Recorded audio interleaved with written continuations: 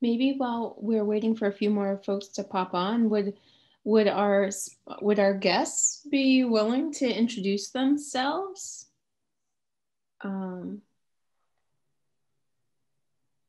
That would be amazing.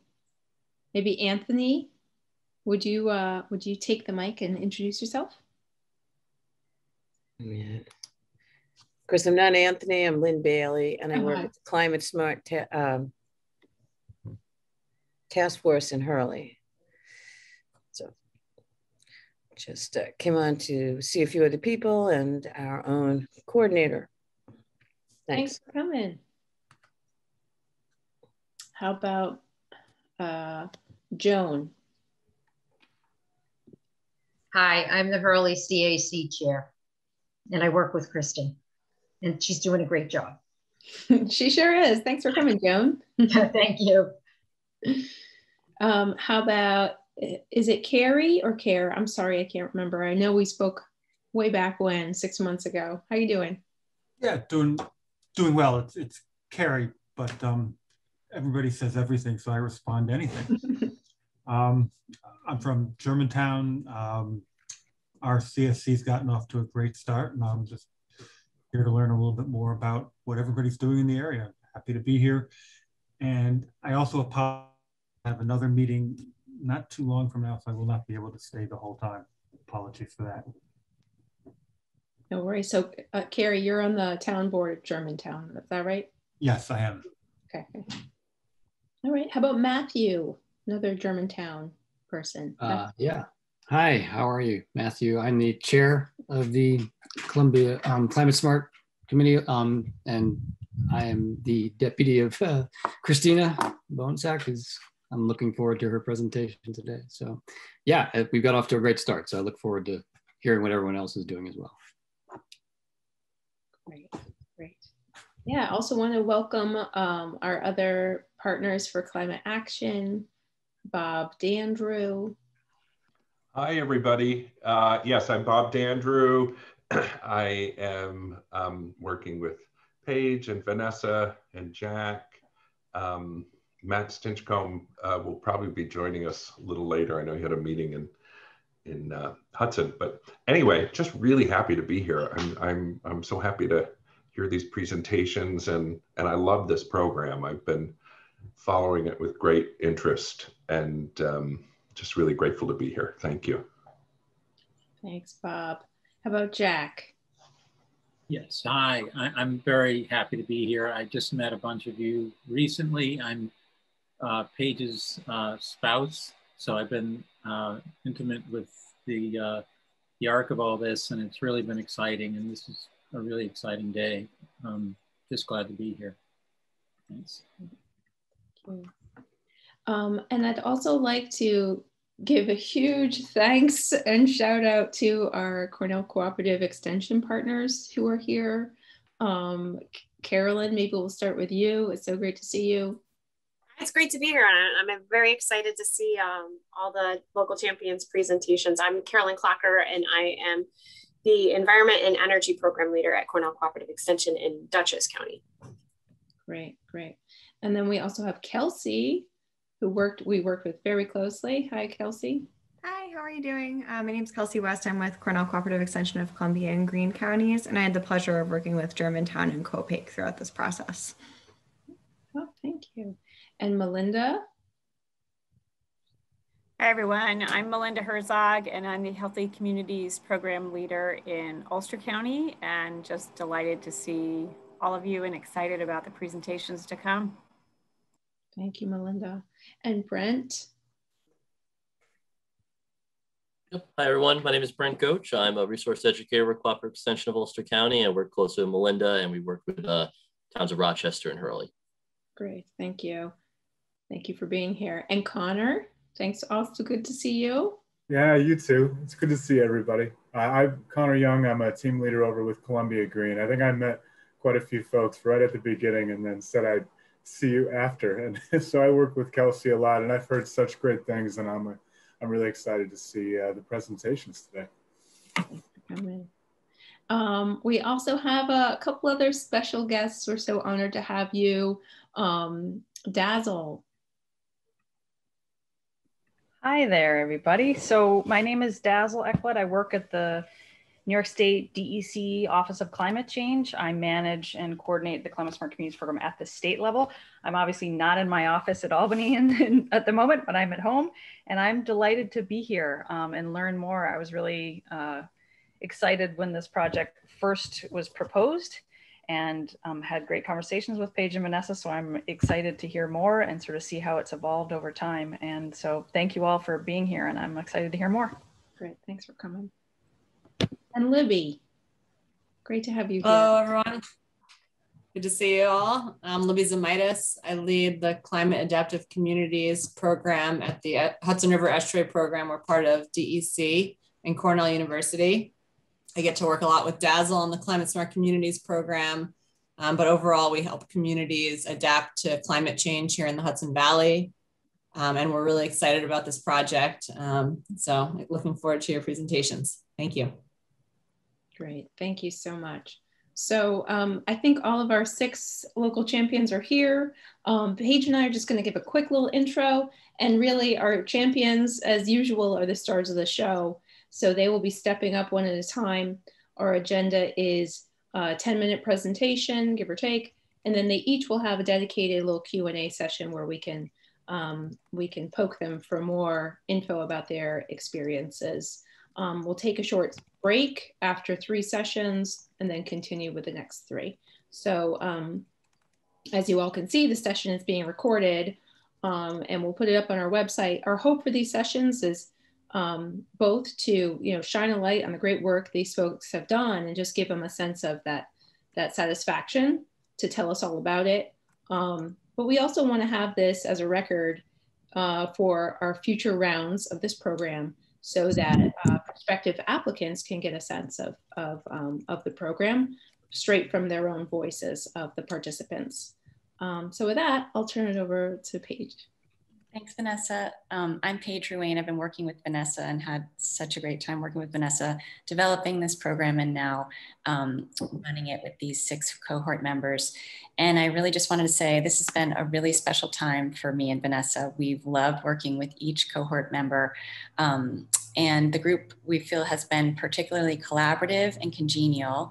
And they've consistently supported one another, both technically and emotionally. And we're proud of the outstanding ways that each of them has shown up in our program and in their towns. And they were really assets to their towns from the moment that they stepped up to lead their climate efforts. We have watched them grow into exponentially valuable resources for their communities. So their expertise has expanded, as has their network of allies, including us and each other. We're excited for them to share details of the meaningful work that they've done. We hope their process and accomplishments will be as inspiring to you as they are to us. It's been really a privilege to be of service to these substantial individuals, and we applaud their tenacity and courage. So with that, I want to turn it over to Madeline Russo, who is the Climate Smart Communities Coordinator for the town of Rochester in Ulster County, and she's going to give us a presentation on all the work she's been doing. Hi, everybody. Can everyone hear me okay? Okay, good. I'm just making sure the connection's good. My name is Madeline Russo. I am the Climate Smart Communities Task Force Coordinator for the town of Rochester. I'm also the chair of the town of Rochester's Environmental Conservation Commission. I've been living in the town of Rochester for about 5 years. I'm originally from Ohio, kind of north central Ohio, right in the middle of the farmlands. I actually grew up on a farm. Earliest memories of being legitimately lost in cornfields and playing in rivers. And I've always had a very deep interest in doing environmental work. I went to Oberlin College in Northern Ohio for environmental studies, where I studied with David Orr. It was actually the only college I applied to, and I applied early admission because I was so sure that that was what I wanted to do. So I'm happy to be living in the town of Rochester because it is, it's a really special and unique town. And let me get my screen sharing up so that I can get myself going here. Okay. Apologies for not doing that sooner. All right, so can you guys all see my presentation screen? Everything okay? Actually, Madeline, I think you're seeing the presenter view, aren't you? Yeah. No problem. I'll fix that. Hold on one second. I'm so sorry. I do that every time. Bear with me.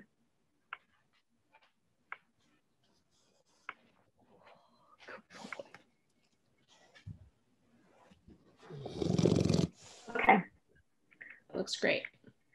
So the town of Rochester, right in the middle of Ulster County, you can see we're we've got the Ashokan Reservoir to the northeast, the Rondout Reservoir to the southwest. We've got the Schwangunks to the southeast, the Catskills to the northwest, Route 209, and also the Rondout Creek runs straight through the center, going southwest to northeast, and Long Pass, the 357-mile trail that connects New York City to the Adirondacks region. That goes also straight through from the southeast to the northwest. So we're quite literally right in the crosshairs of some really interesting cultural and environmental areas. Here you can see all of our surface water features. These would be all of our riparian zones, our streams, our rivers, our wetlands, our floodplains. These are our forest lands, state protected lands,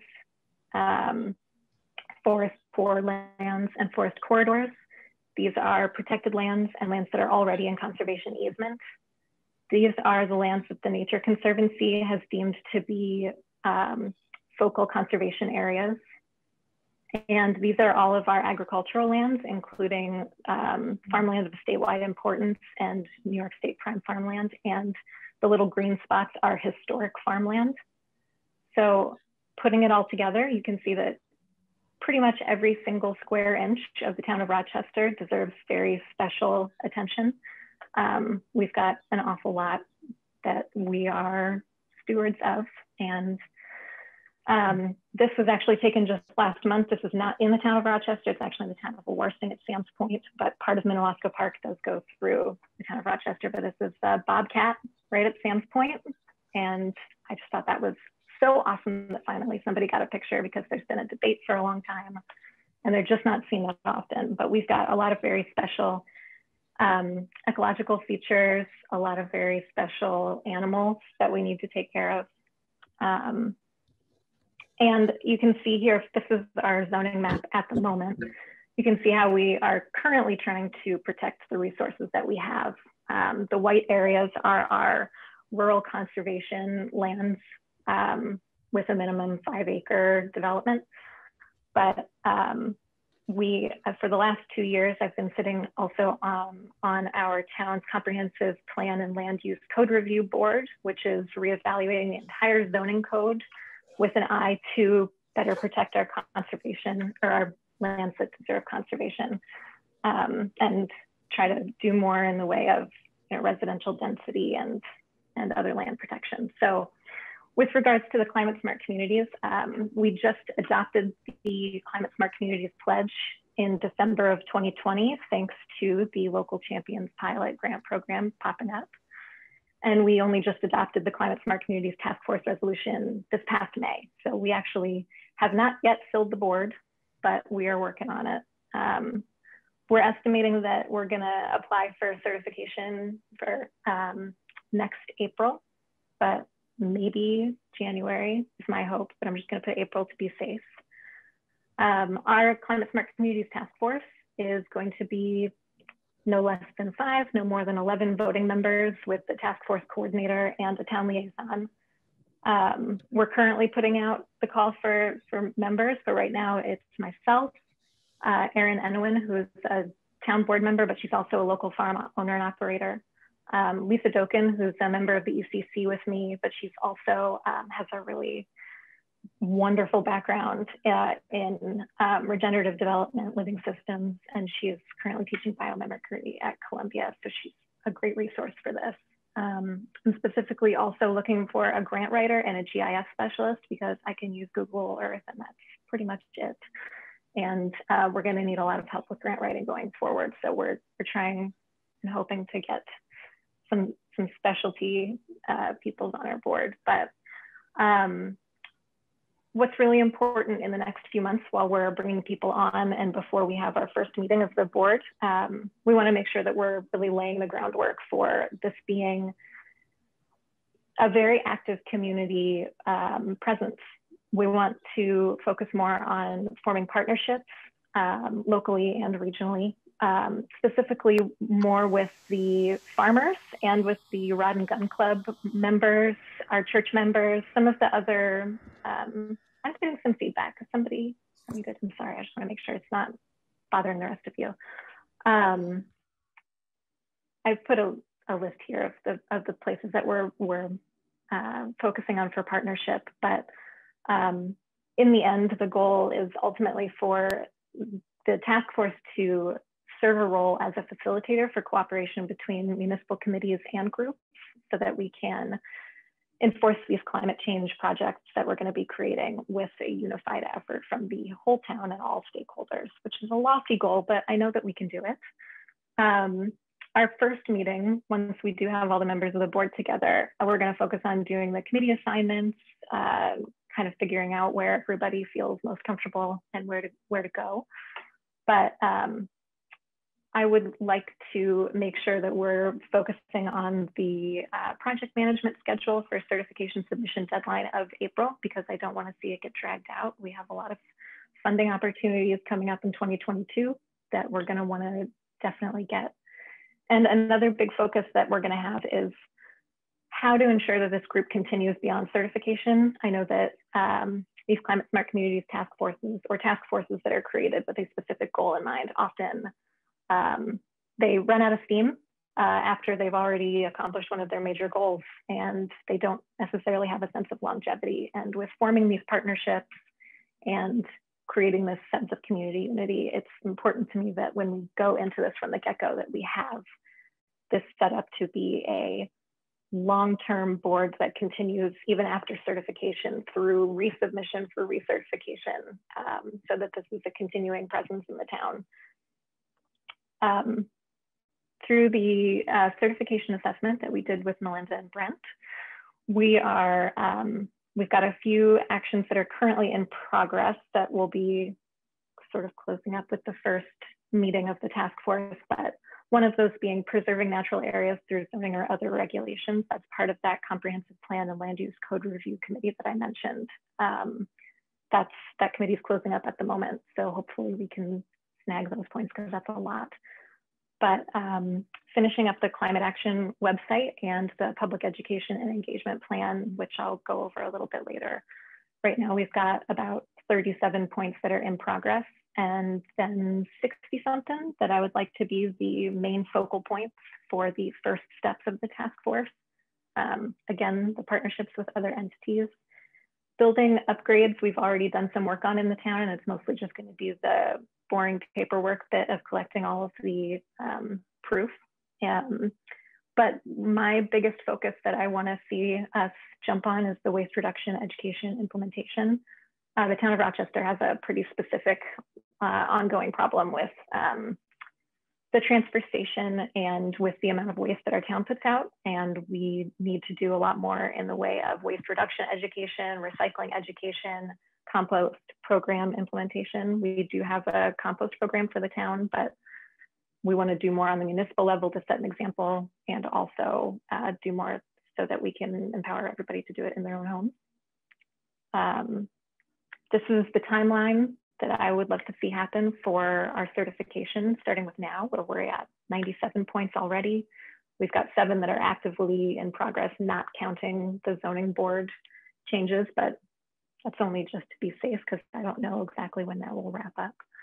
I'm going to get together with the other members that we have so far in August and put together the administrative procedures for getting this, you know, where things are going to be filed and who's going to file them and how and who is going to be submitting in the spring, so that we have something of a draft procedure in place so that this can have a smooth launch when the task force convenes for its first meeting in September. And then we'll spend fall and winter launching the online presence and chasing that, the rest of the recommended actions from Melinda and Brent, and hopefully bronze certification application submitted in the spring. Again, just to wrap that up, my next steps, step 1, I gotta fill the seats.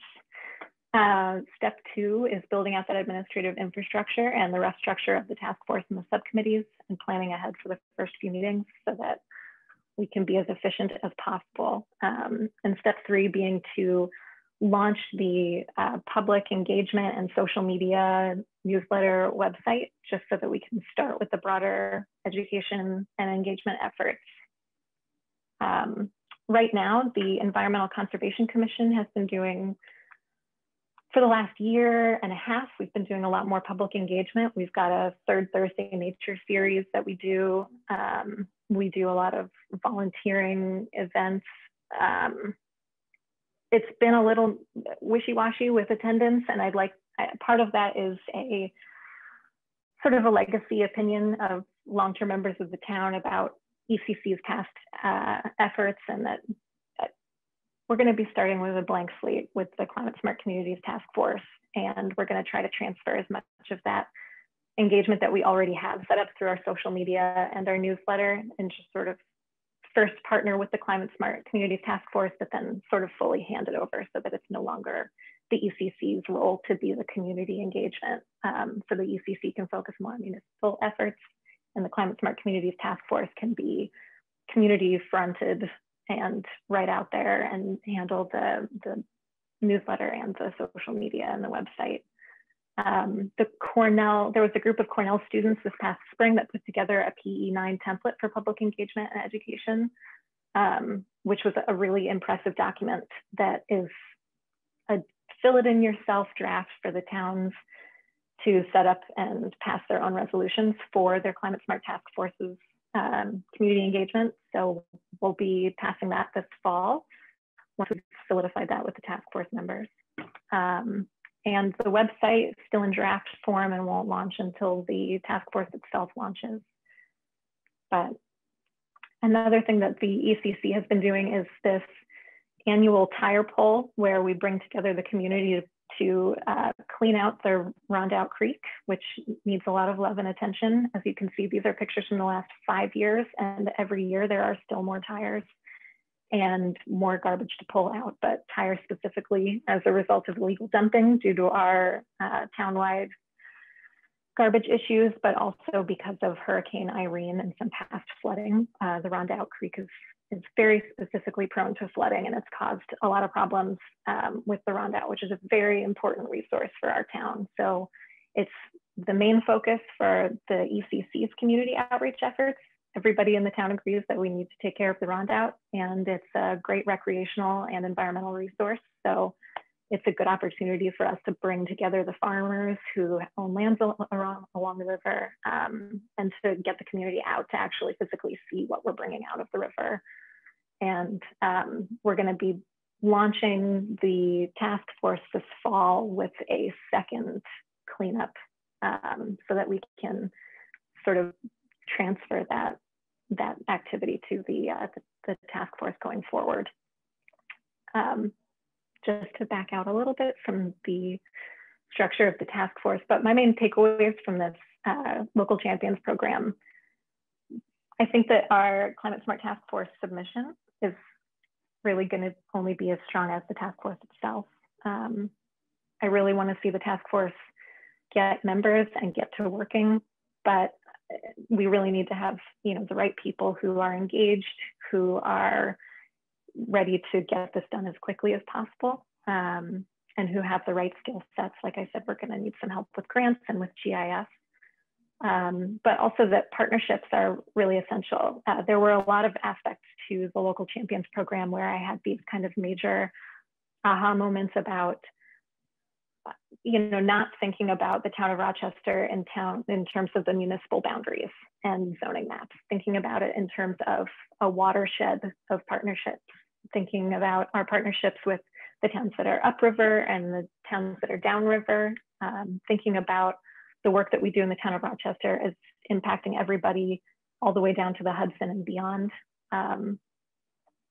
the regenesis work that we did sort of helped to solidify this need to really think about, rather than thinking about the town from, you know, demographics and stakeholders and thinking about the types of people that we need to reach out to, really thinking about everyone in the town as a community and how to reach every kind of person and how to appeal to everyone's individual love for where we live. Like I said, the town of Rochester has so many amazing resources, whether you are a hunter or whether you are a farmer or a teacher or a kayaker or a hiker or even just somebody who just owns one piece of land.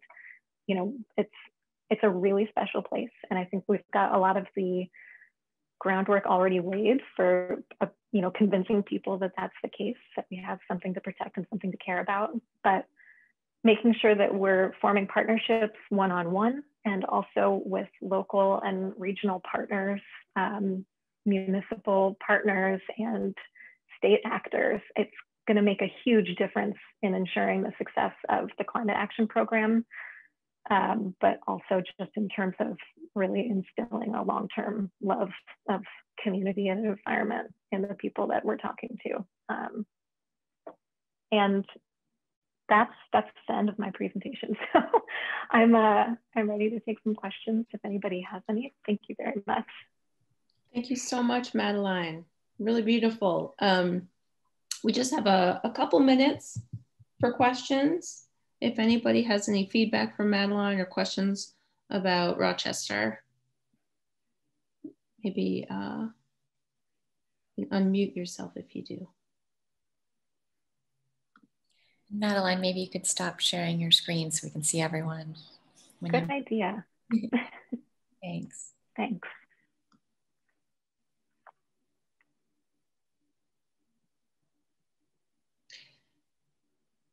I was really struck by all the maps that you included at the beginning and really understanding, you know,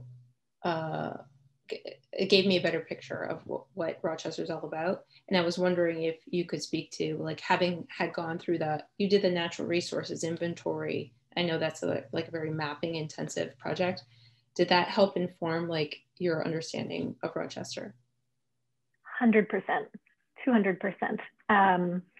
You know, it's one thing to just, you know, you drive around your community, you can talk to anybody that you want, but when you are able to really see the zoomed out map of exactly how much of the town is protected already by state regulations or how much of it is agriculturally important land, it opened up a lot to me just in terms of understanding, you know, how much there is to do in terms of protecting that land and also how much has already been done. We hear a lot of feedback sometimes, you know, when somebody submits an application for a subdivision or something and they'll, you know, balk about certain regulations coming up about what they can or can't do on their own land. And I don't think a lot of people realize how much, you know, there's already state regulation on a lot of the lands because of wetlands or because of state farmland or farmland of statewide importance. And those sorts of maps aren't as readily accessible to individuals in the town. And I think that's going to play a lot into the outreach efforts that we do because, you know, in terms of getting people to understand how our comprehensive plan and zoning laws already apply to them and what they can do as individuals with their property to be good stewards, understanding where they fall on those maps is going to make a big difference. Great.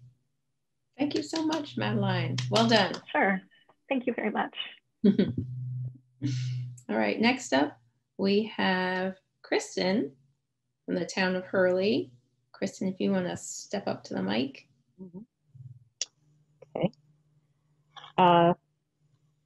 First of all, someone has decided to cut down a tree outside my window. Also, Kristen, I'll give you like I'll just shout out like 5 minutes, you know, you have, if that's a help. Okay. Okay. Well, I've decamped to another part of the house, but so hopefully this noise won't bleed through. But anyway, so thank you, Vanessa. My name is Kristen Shara, and I am the Climate Smart Communities Coordinator for the town of Hurley. which is located in Ulster County.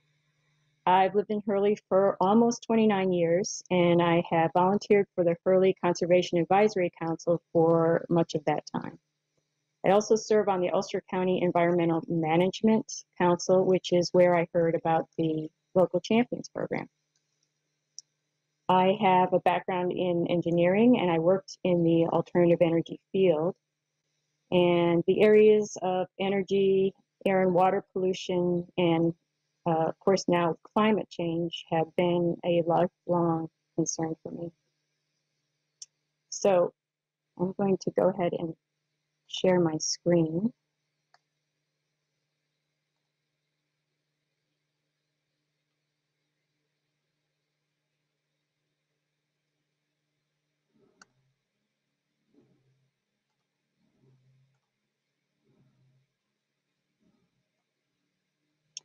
So what I'd like to share with you today is the Hurley Task Force's Path to Bronze, which has been aided by the Local Champions pilot program.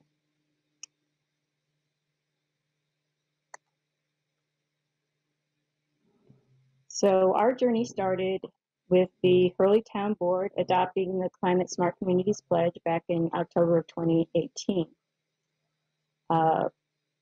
At that point, our CAC had just completed our open space plan, and it had been adopted by the town. So by November 2020, we thought this would be a good time for us to really start leaning into getting certified for bronze. And so the Climate Smart Communities Task Force was formed, and I was appointed as the coordinator. And shortly after that, the Local Champions program became available, and I was delighted to be selected for the program. So here are the members of our CAC and the Climate Smart Task Force, and I show them both because the CAC has been very supportive of the task force, and we plan to work together on some of the actions. In addition to myself, the Climate Smart Task Force consists of Andy Shapiro, who agreed to be my substitute for the Local Champions, and Lynn Bailey. And we started out with 4 people, but one person had to resign because of time constraints. So one of the features of the Local Champions program was that we met with staff from the local Cornell Cooperative Extension, in our case, Melinda Herzog and Brent Goach. And they provided us with a customized assessment of how we could achieve bronze. They helped us to identify actions that the town had already done and actions that would be achievable for our task force so that we could get to the 120 points. And there is some strategy involved here because you have to make sure that you achieve 3 priority actions as part of this, and also that they be, at least 4 actions be in different element areas. So based on that assessment, we found out that we had already made progress in getting certified.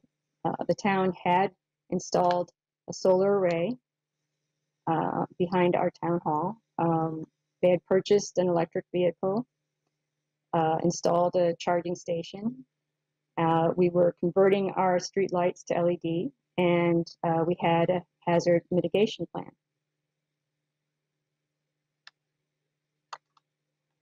And here is the 26 kilowatt solar array behind our town hall. This is the town hall here, and the solar array is conveniently located on top of the septic tank.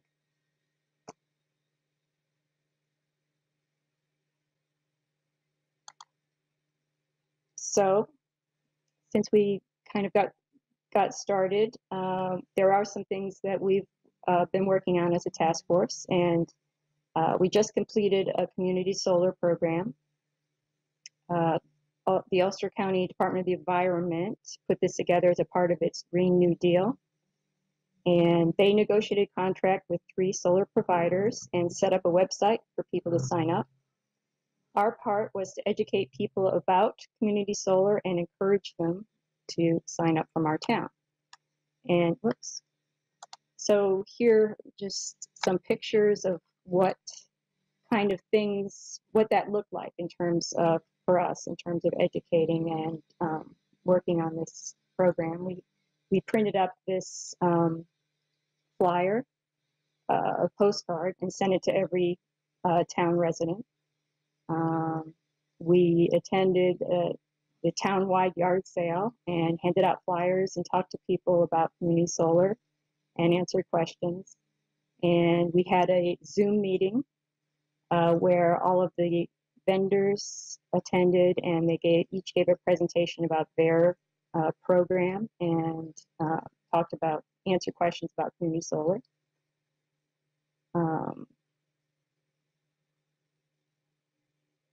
So completing a community solar or solarized campaign is a clean energy communities action as well as a climate smart communities action. So you, if you complete it, you get points through that program as well.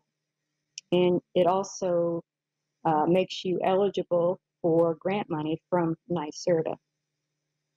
So the requirement was for us to get at least 10 subscribers from our town before July 15th, which we did. You're 5 minutes in, Kristen. Okay.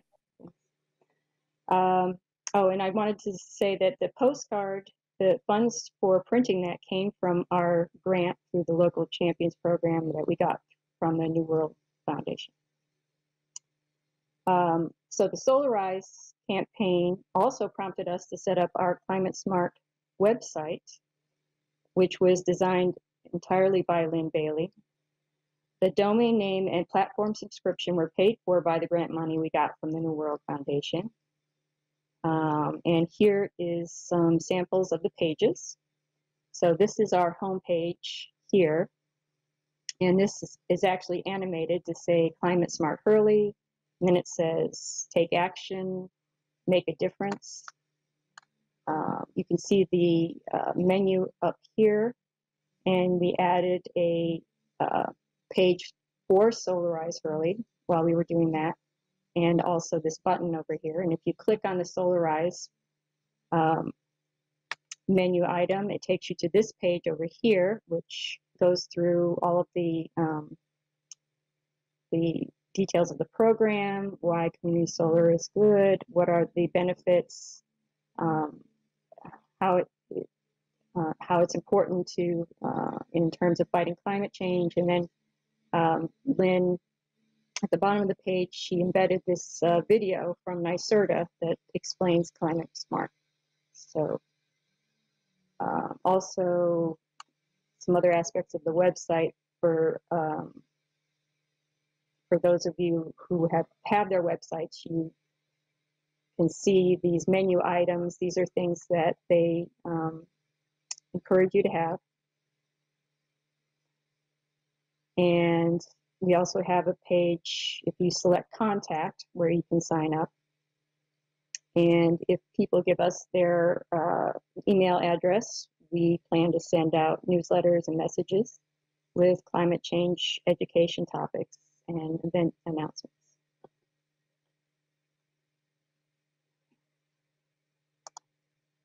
So in addition, we completed the climate resilience planning tool, again with Cornell Cooperative Extension, which identified how the town can improve its climate change preparedness and resilience. They looked at what the town had done to address emergency planning, recovery after severe weather, flooding, and helped us identify gaps and ways that we could do better and provide information to our town residents. We're also considering the New York Stretch Energy Code for adoption. And we worked with Brandy Nelson from Ty and Bond. Again, this was a something that was provided to us through the Local Champions program. She is a consultant with the planning firm of Ty and Bond, and she's working with us to help us create a source water protection plan. And finally, a few of us, myself and Lynn, are going to be at the Climate Smart booth at the Ulster County Fair coming up in a couple weeks. So in addition, Madeline also referred to the work that we did with Regenesis, and we were encouraged to do what we called listening tours, and culminating in a stakeholder meeting. In my meeting, we talked about what we thought lay in the future of Hurley, how Hurley fits into the Hudson Valley, what role it plays, how we might want to see the town evolve, and how to balance the development pressures with retaining the natural beauty and protecting the resources of our town. And because I found it to be a valuable learning experience, I plan to continue doing that. So our plans going forward to complete the additional actions, to, as Madeline was talking about, educating and empowering our citizens to reduce their carbon footprint and become more resilient. Encourage the adoption of climate smart and climate resiliency elements in the current comprehensive plan revision, which has just gotten underway. And together with the CAC and the comprehensive revision council, we're going to try to develop a drinking water protection plan. And I mean, the ultimate goal, of course, is to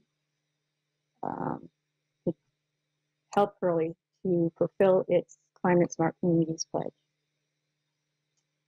And I'd like to end by just expressing my gratitude to everyone involved in the program. All of the presenters were amazing. Thank you to Joel from Regenesis, who soldiered through a coaching session with me. Brandy Nelson and the Cornell Cooperative Extension folks.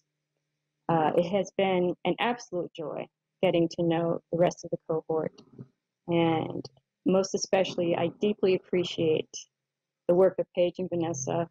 It was a terrific experience, and I fully expect that they will continue to innovate and make it better and better.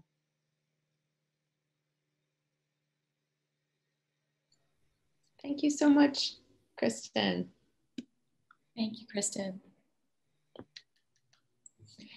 Does anybody have any questions for Kristen or Hurley? I had a couple comments. Is that okay? Yeah, go for it, Bob. I should raise my hand, I suppose. Anyway, Kristen, this is Bob. First of all, I just want to say, your presentation was so thorough and so nicely organized. I really appreciated that. And also graphically, like I want to have you do all of my PowerPoints, but also your website. And I think you said that Lynn had helped with that. Just really, really impressive. I think these things matter because they make it more accessible for our fellow community members. So really good job. Also, really happy to see the presence at the county fair. I'm convinced that more of us need to be doing other things at our county fairs where, you know, Mr. and Mrs. John Q. Public show up for these things with their children, and just a great way to introduce us.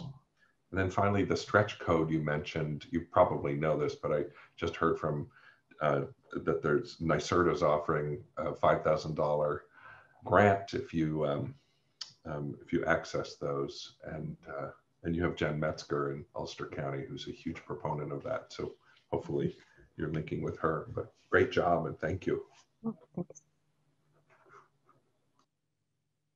Yeah, when's the fair? Oh, I'm sorry. I just wanted to thank both Kristen and Madeline. It was really a pleasure working with both of them, and your presentations today were both so fantastic and inspiring, and just seeing how far you've come just in the last couple of months. It's amazing. I can't wait to see what happens in both communities going forward. Likewise, thank you both Kristen and Madeline. Real pleasure working with both of you.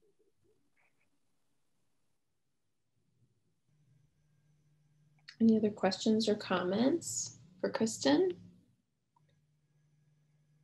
I was just curious, Kristen, with the drinking water source protection plan, was that something that was already like on the radar of the town board, or is that a project that, like, when did that become apparent that, oh, this is something we might want to do?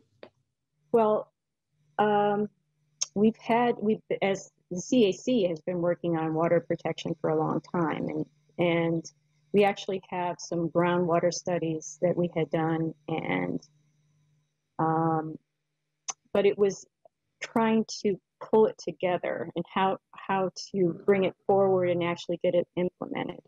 And so when I came across that as an action item as part of the Climate Smart Communities program, I felt like, okay, great, this will give us a framework. This gives us a way to go forward with this. I think the thing about Hurley is everyone depends on water one way or the other for their drinking water. And so even as a CAC, when we've done surveys and so on, that is probably the number one concern for people. And so I think it's been a priority, but again, how to move forward with it. I think working with Brandy has really been a help with that. Excellent, thank you. Okay, well, thank you so much, Kristen. Next up, we have, moving over to Columbia County, we have Christina. So Christina, please step up to the mic. Oh, and I'll give you like that 5 minute, you're 5 minutes in. Sure. And yes, I agree. Kristen, your brain is so much more organized than mine. You'll have to bear with me. Let me see. I'm not a tech guy. Let's see.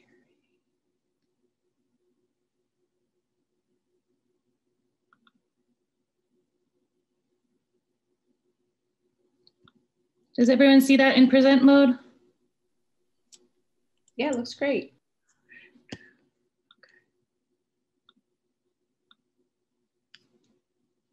Great. And you don't see my notes, or you do? Nope. Okay, wonderful. Hi, everyone. My name is Christina Bonesack, and I represent the town of Germantown, New York, which is a town of about 2,000 people in the southwest corner of Columbia County. We're bordered on the west by 5 miles of Hudson River shoreline and to the north with 3 miles of Rojan Creek shoreline. I've been an environmentalist in my personal life as long as I remember, but I came to this work on a municipal level through working on our waterfront advisory committee for the last 4 years. The WAC had started to undertake some clean energy community actions, as there were not other groups doing this kind of work in our town. When the local champions opportunity came to us, it presented a chance to formalize and focus on more environmental work. Our town board unanimously passed the CSE pledge in December of 2020 as a prerequisite for applying for this program. The board put out a general call for committee members, and a pleasantly surprising quantity and quality of people stepped up. Our task force consists of 13 people of varying degrees of involvement. It is a mix of of new and long-term residents. Collectively, we have representation on the town board, the planning board, the Germantown Economic Development Council, waterfront advisory and local waterfront revitalization plan committees, the recently completed comprehensive plan update committee, the Rojan Watershed Community Short-Term Rental Committee, Germantown Garden Club, Rojan Creek Boat Club, Germantown Together, which is a volunteer coordination organization, Germantown Central School Envirothon Coordinator, Palatine Manor Elder Housing, Germantown Parks Commission, Climate Trace Coalition, the Center for the Living City, local businesses, and the Columbia County Climate Smart Task Force. We underwent a Cornell Cooperative Extension certification assessment with the lovely Kelsey West. So far, we've completed 103 points with 35 pending completion. It was great to have this structured time for increasing familiarity with the program for myself and other key players. The meetings helped to jog municipal memory with the help and helped with some of our documentation questions. We completed our meetings with Kelsey April 6th, so it was very satisfying to see how much we were able to move from recommended to in progress to complete over these last few months.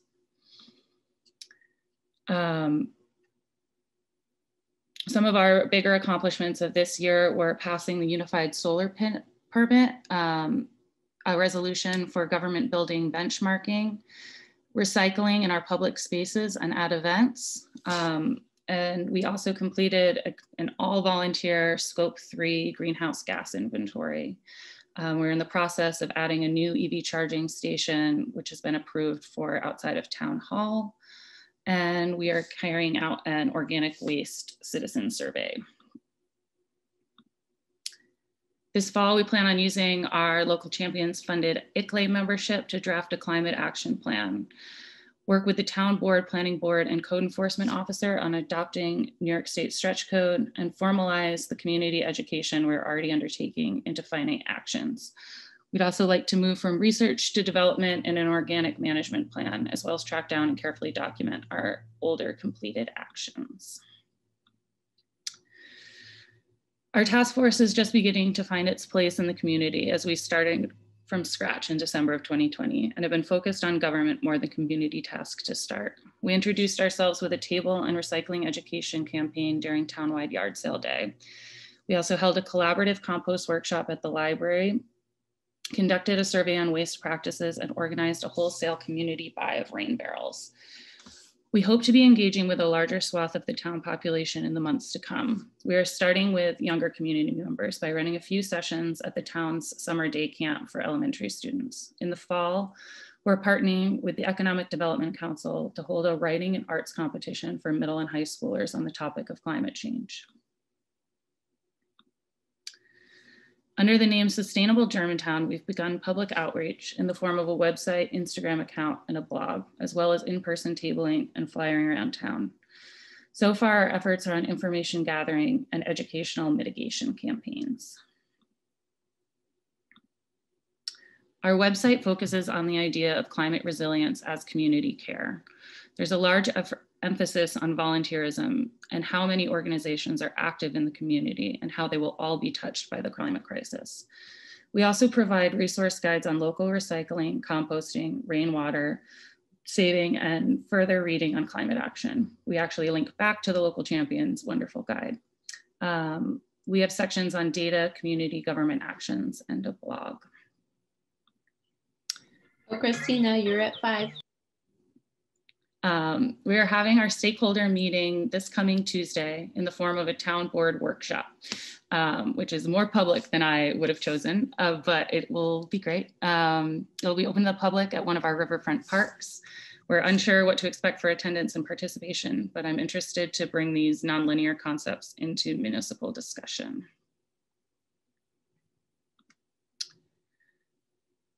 I found local champions to be an invaluable experience. It's so helpful to have this concentrated time and knowledge to help set priorities. It felt like an intensive class, and I love a classroom. I love learning in community and making connections. I think in this year of COVID remoteness, I was craving it more than I realized. I did miss the elements you do not get online of chatting in the halls or the parking lots after meetings, hearing the tidbits of your cohort members that maybe are not the ones to speak up first in a group setting. I think as the program continues and expands, it'd be great to figure out a way for that to exist, which is a challenge in everyone's busy schedule and would possibly remove some of the great convenience of remote meetings. I was incredibly impressed with all of our guest speakers, but did crave more debriefing about the wealth of information we received in each session. I particularly loved Mayor Armacost of Hastings-on-Hudson. She had such a way of making it all sound easy and fun, and like there's no end to the possibility and even pleasure of this work. The fact that Hastings is rather small made this all the more inspiring. I loved Supervisor McKeon of Red Hook. I had no idea how much Red Hook had done, and it is a town so nearby that it's where I do my grocery shopping. Our civics sessions and cohort member speakers sharing their experience in this program made me realize how differently the county level governments function in Columbia, Dutchess, and Ulster County, and what a difference that makes to virtually all progress. I think it is the level of government least talked about, but with an ability to enact so much positive change. Another standout guest was Jason Angel, speaking about community Congress to the town, where towns work together to figure out their long-term priorities without party politics. I am very inspired to get something like this going in Germantown. So many of our speakers were such great source of information. I know I'm going to go back and rewatch many of the sessions now to get even more out of them. Particularly in the sessions with many different speakers. I know there's things I missed, and I'm very grateful that we have these sessions recorded so we can refer back and reorganize and re-strategize down the line.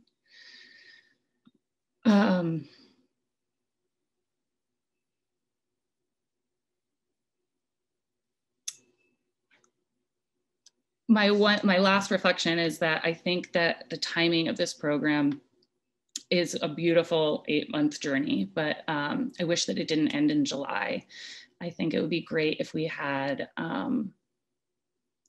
more of this program leading us up to when we are applying for certification and the next round of CSC grants. If the program ended in April, but our Google group stayed open and maybe we had a monthly support session, we could take this incredible knowledge and be guided to the finish line for these important tasks. I'll miss this support system during what are sure to be always changing circumstances over these next months and year until our next opportunities for these things. I want to say a huge thank you to Paige and Vanessa and everyone who made this program possible, which I think is every single person in this Zoom session. Thank you.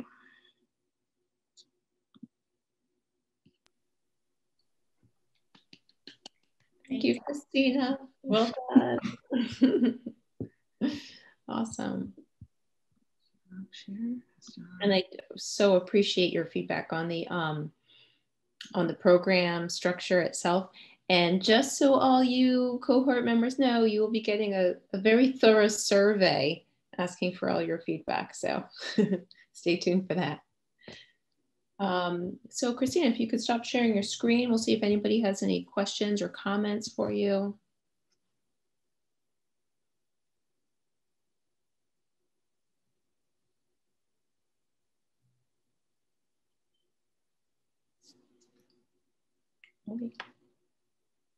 I know I'm really interested in how much you've tuned into the community cohesiveness issue, but also just in Germantown, I get the sense that there's already so many people who are so involved in the community in many different ways.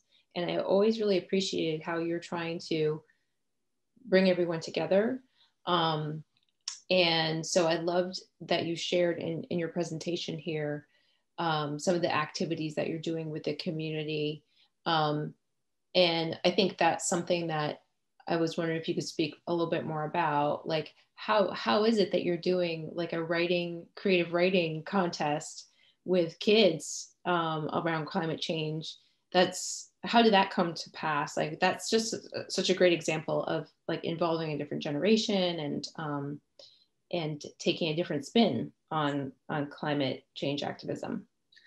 So the Germantown Economic Development Council did that as a program last year to kind of give kids an outlet to speak about their experience with remote school and COVID.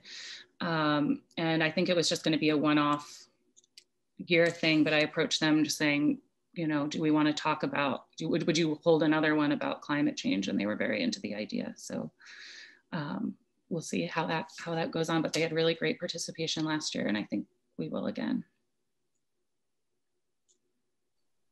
Awesome. Yeah, I just want to say congrats on making so much progress, considering we both started in the same place in December, like passing the pledge to where you are now. Huge amount of work getting everything set up. Congratulations. Thank you. We had an incredible team. Like we have a 13-person committee, and honestly, so many people working remotely, I think has actually made it a really great winter for getting a lot done municipally. Awesome. I also want to mention, I really so much appreciate your website, the tone of your website. I've told you this, but I wondered, there's so much about listening and what Vanessa was saying about bringing the community together. I wondered if you could share how, you know, your thinking on that and your process with that. I just think that's kind of like what it all comes down to for me is, you know, we can't all launch ourselves into space. So, you know, we have to keep a community together, and we can't make these like little enclaves of people who have an eco house right next to people who maybe can't afford to. And so to me,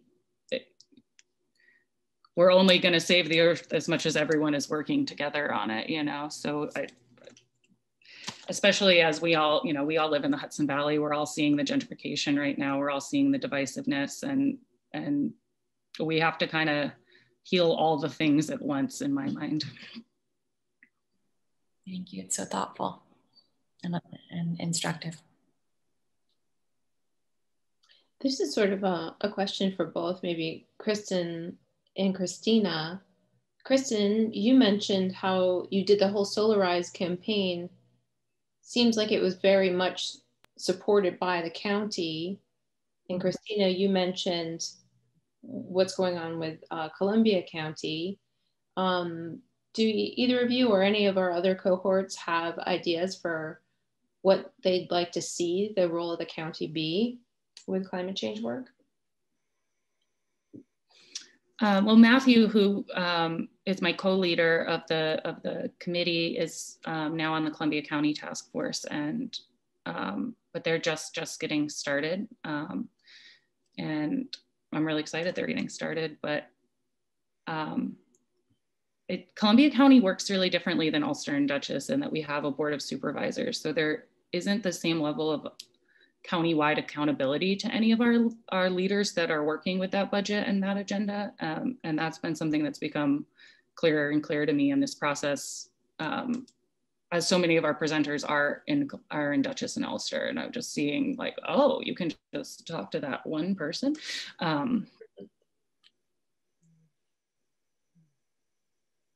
Yeah, Matthew, do you have any thoughts on the county level and how that plays into climate smart communities, what you'd like to see? Sure. I mean, I just, as she said, they're just getting started. So I have learned a lot in the last 2 months, not only about how much engagement there is, but just what she just mentioned about maybe some of the bureaucratic loopholes that we'll have to work out or just try and, yeah, there's a number of engaged folks, but it does operate very differently. But already they're signing on to do a community solar campaign countywide. So I think that's a great start. I'm going to be involved with that as much as I can. There's a big commitment to greening the fleet countywide. But it is going to be a challenge given that the board of supervisors, every town is different, and you have to go through a number of people before you can get to. But I like talking to people, so I've done that a lot here in Germantown with our fleet, with our supervisors. So I think we just have to do that, just keep talking and involving everybody, as Christina is really good at that, like getting everyone involved from all sides.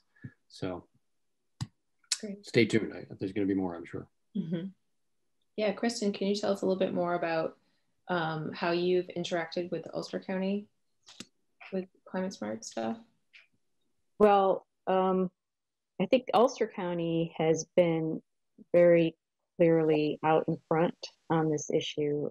The county itself is silver certified at this point, and they have a Department of the Environment as a part of the executive county executives organization, and which has been there for years, and they've been working, and they just recently announced their own Green New Deal initiative, which is the community solar was a part of that, but there's many other parts to that that I would like to support and be a part of as well. So I guess I feel very lucky in that respect that we do have so much support from the county, and there is already so much work having been done by them and a lot of the surrounding towns, actually, in Ulster County. Mm-hmm. Interesting. All right, so Chow, Kathy, aka Chow, from Northeast, down in Dutchess. Take it away. Okay, so I'm Chow, Kathy Chow, and Northeast and Millerton are two completely separate municipalities in Dutchess County. We're at the very top of Dutchess County, going almost to Columbia.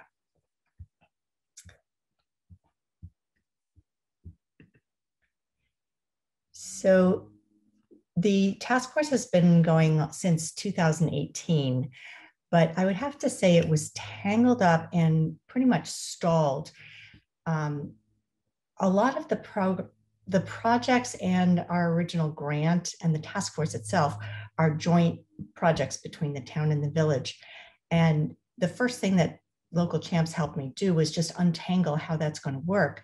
And it's really two separate submissions. So we're starting with the town of Northeast. The village is focusing first on CEC initiatives because they have things like streetlights that the town doesn't have. And the bottom line is New York State has made a really bold commitment, and it's really hard to achieve. But as long as we're aligning our goals with the goals of the state is really making a lot of efforts to help us get there. So our task force is robust. We have 12 to 13 people. And I can't really make a starting point because everything is in a continuum, but the work of the local champs has really energized the task force, and we've added some amazing people just during the time that this has been going on. So our main champion is our supervisor, Chris Kennan, who's here with us today. And we have some other rock stars. Lori Kerr is a green building analyst, and Jennifer Dowley knows how to navigate governments and grants and nonprofits. So that's really helpful to us. There are hardworking members. Rhiannon is our librarian. She does great community programs, and we have a tireless webmaster in Rich, and Andrew is a real doer. A lot of people get enthusiastic and talk about doing things, but he really does it. And we even have Carissa, our youngest voice, and she's our connection to the school. So there's a lot of enthusiasm for public education among the task force members. This is us on Earth Day. The website actually started up a year ago as a pivot from COVID for Earth Day. And it's turned into a very robust site, and it's a repository for the bulk of our work. And it's a great place to house content that can be linked from social media and from other programs. We can use it to support government initiatives too, like explaining why your parcel is part of conservation district and why that's important. The task force does various things from tracking emissions, benchmarking, to Earth Day is our, and always will be, our big annual event. We can even give input to the engineers for the highway garage and buildings because of Lori's expertise. For example, low carbon concrete is something that she brought to that equation. There were some particularly inspiring speakers. They were all amazing, but specifically, Julie Noble is from Kingston. And at first I thought that the things they were doing were really over our head because they're a big city and they have a whole staff. But when I replayed that session recently, all those activities had become familiar and quite doable. She also articulated the spectrum of attitudes from people who've been around for generations who say, it's perfect the way it is, don't let it change, but save me money, to another end of the spectrum, which says, hey, we need to be more responsive to weather threats, make it happen. And she highlighted the climate action plan as the playbook. Nikki, Mayor Armacost was very tactical. She was talking about very specific actions, not to miss, some low-hanging fruit, and again, things that were really achievable.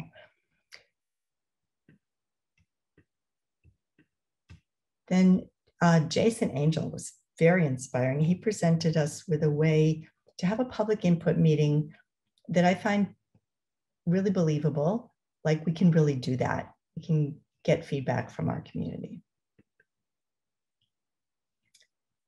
The certification assessment was done by Michelle Gluck at Dutchess County. Oh, and Michelle, yep, you're at 5 minutes. Thanks. And I also wanted to say that Michelle wished she could have been here, but she had a family thing she had to go to. So she wanted to share that. Good old Michelle. Well, she was a very patient and thorough Sherpa through this assessment. And the process looped in many officials and gave them a glimpse into the Climate Smart program, and I think an appreciation for the work that the task force does. It uncovered some hidden projects that we could get credit for, like this massive bridge replacement that we just done in a flood zone. So importantly, it gave us our marching orders. We have right now probably 90 points-ish in the bag, but we can only get to 120 with a big scramble and an even bigger stretch.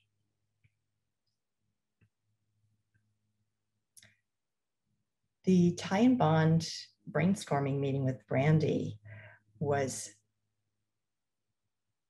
made 2 huge light bulbs go off. One is GIS mapping, and the capabilities are incredible. It's a real game changer. And we're going to make an interactive bike map. The rail trail recently went up through the middle of town, and those riders often want to come back on local roads. So our bike map is going to identify bike-friendly roads, and it's going to show off points of interest along the way, everything from wetlands to habitat to where to get ice cream.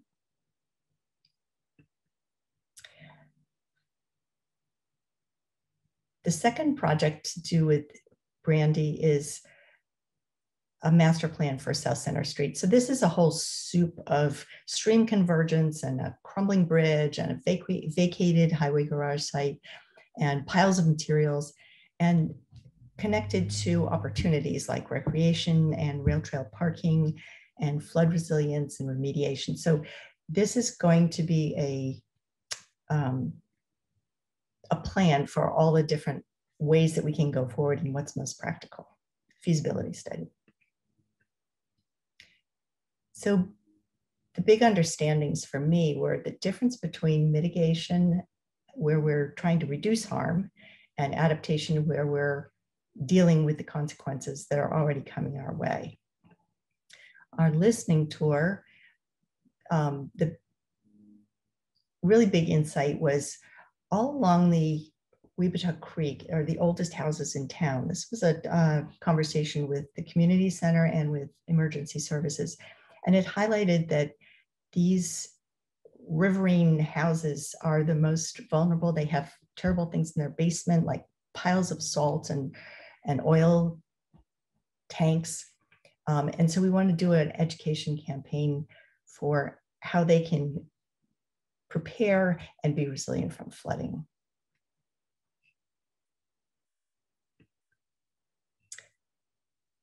Also, understandings around green gentrification. So we all basically want the same thing. Old timers have been here and they like the way it is. The newcomers came because they like the way it is. We don't want it to change it to something unrecognizable. So asking people what they want instead of just assuming that if you pretty it up, it's going to be wonderful. That was a really important insight for me. So basically just getting beyond my personal bubble of sustainability beliefs. Part of that was the speakers, part of it was the other cohort members. They were really insightful, and I'm so impressed with all of them, seeing their communities through their eyes. So I realize also that there's a lot of help out there between Cornell and NYSERDA and Regional Council and Dutchess County, especially Cornell. There really is a lot of help, and it's a tough program, but we can get there. So during this Local Champions program, I also had a lot of personal firsts. Never did a town board presentation before or made a movie, never heard of an Indigenous land acknowledgement, but I did one, and especially grants. So that's a really important, useful milestone to get past, and this gave me that opportunity. So my evolution along this process has been that I basically started out as a little egg, and I got to the tadpole stage. I'm far from being a full frog, but I'll get there. And we're really going to go for bronze in January.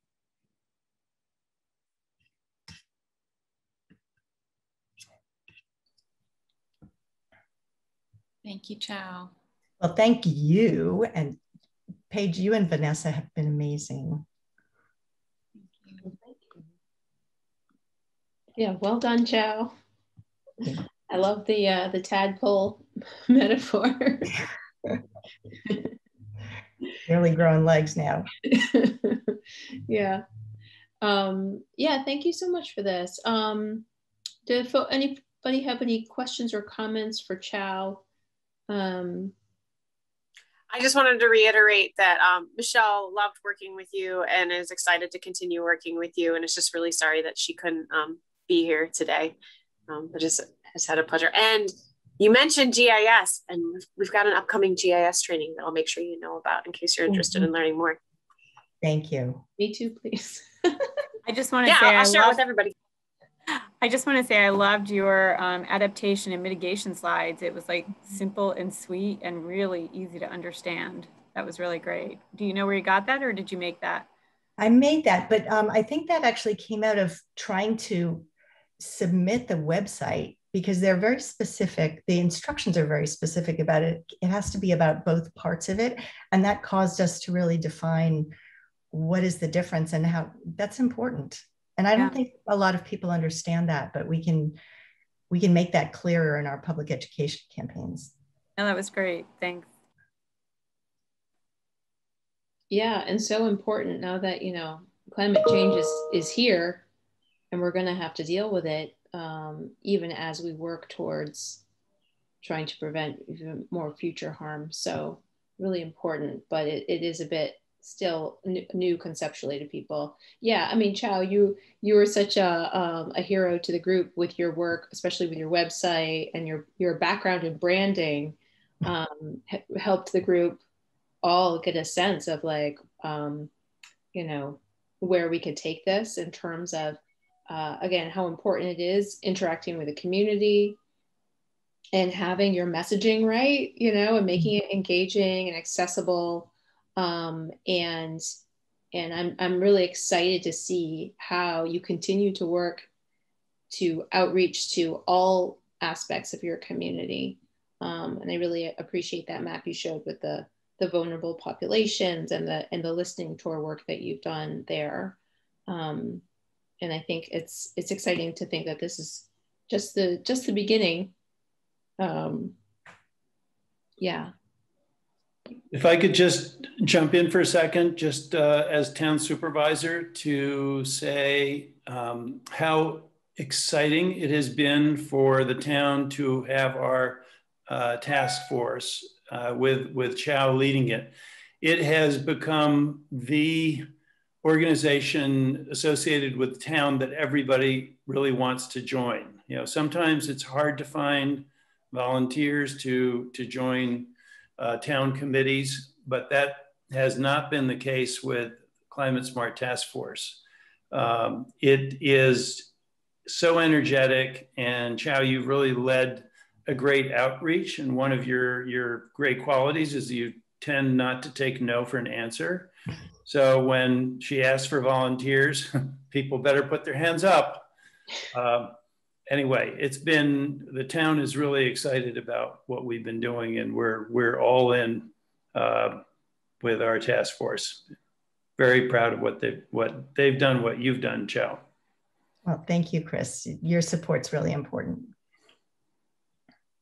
Yeah, thank you for coming, Chris. And we should say thank you to all of the town supervisors and town board members who are recognizing the value that people like our cohort members bring to the table, because as they continue with this program, they're building more and more knowledge, and they're going to be there to support you as you confront new challenges, see new opportunities, new technologies, new programs, new policy, and legislation. They're gonna just keep growing in terms of a resource. So, well, that's great, and I know that our town is not unique in that town board members could use a lot of education on climate issues. And so the task force is the obvious logical place for that education. It's so important because there are many, many town board members who are focused on other things. That's right. And particularly with climate change being such a complex issue, it touches everything. It's so complex. I mean, there's a reason why there's over 150 actions in climate smart communities, right? Okay, anybody else have any questions or comments for Chow in Northeast? A beautiful job, Chow. Great presentation to watch. Thank you. Thank you. I just want to say a quick thing that Chow has graciously offered to host our final celebration that is on August 18th at her place. We'll be sending out an invitation, but I want you all to know that you're invited to celebrate our champs then. So thank you. Party. Yeah. Okay, great. So so why don't we move over to Jen, because I know she has Akiko, and maybe Akiko, you could say hi and talk about your involvement. So Jen, why don't you take it away? Again, I'll give you like a 5-minute heads up. Sure, thanks. Can you guys hear me okay? Because I've been having some audio issues. Okay, great. I think Betsy Moss is here too. Betsy, are you here? I think she's the supervisor at the bottom. But yeah, Aki is our chair of our Conservation Advisory Council, and Betsy is our town supervisor. And I'm Jen Rubo. I'm the Climate Smart Community Coordinator. And just a little bit about me. I was born and raised in Dutchess County. I grew up in the town of Clinton and spent a lot of time in the Poughkeepsie Hyde Park area, moved away for about 10 years, and then moved back here with my family in 2005. And so have been here since then. I lived in Hyde Park for a while and had my first introduction to town volunteering as part of the Shade Tree Commission in the town of Hyde Park. And then moved out here to Unionville about 7 years ago, where I kind of took a break from local town government volunteering, except for that at my job at the Vassar Environmental Cooperative. I work pretty closely with the city of Poughkeepsie and the town of Poughkeepsie, and have helped to do a number of projects with both of those municipalities. But I got into the Unionville volunteering during COVID, and actually it's kind of ironic because of COVID is why I'm here now, because I all of a sudden had a lot of time on my hands and I was like, what am I going to do? And at the same time, a small wetland was filled in at the end of our road, and we started communicating with some folks on the town board, and then I found out that they were looking for members for their Conservation Advisory Council. So I joined that and I met Aki. And this was all in the past year. And then a few months later, I heard about the Local Champions program, and I realized that Unionville did not have a Climate Smart Communities coordinator, but had passed the pledge. So we all thought this was a good opportunity. So that's kind of where I am now, and I truly love living in Unionville. It's just a really great place. So I'm going to share my screen and get started here. So you all can see that? All right. Yep, looks good. Okay, so the town of Unionville is in Dutchess County. It's kind of central, southern, southeastern Dutchess County. I put this map, which is from our newly drafted natural resources inventory, up here because this was one of my inspirations for starting to get more involved in climate smart work. And this is our land cover map of the town of Unionville. And I know it's kind of small and hard to read, but the take-home points are that the green shaded areas are forest, the yellow are agricultural lands, and then the pink and red are developed areas.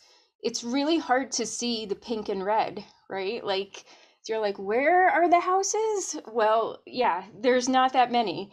And there is a ton of forested area in Unionville, which is amazing to me that these large contiguous forests still exist, because coming from more of the eastern side of Dutchess County, you just don't see that.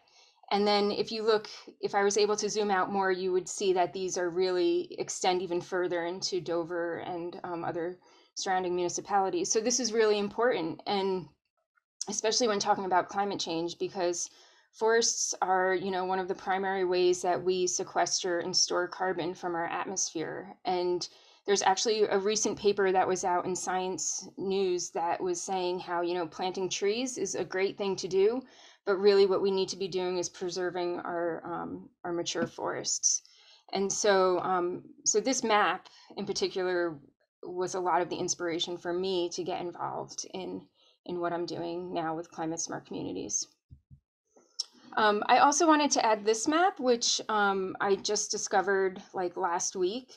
And I wanted to acknowledge that the land in Unionville and probably most of the Hudson Valley was first inhabited by the Munsee Lenape Native Americans, who are the first stewards, educators, inhabitants of this area, and were forcibly removed and now live in Wisconsin and Oklahoma and Ontario. But this map was in a book written by two Vassar professors called The Role of Plant Life in the History of Dutchess County. And it's hard to see, but it's actually a map of Indian encampments in the vicinity of Poughkeepsie. And this one right here is on Sprout Creek, which runs through Unionville, but also goes into the town of LaGrange. And right here, this says LaGrangeville. So this might actually be in Unionville, this little blob. There's dotted lines. They're hard to see where all the encampments were.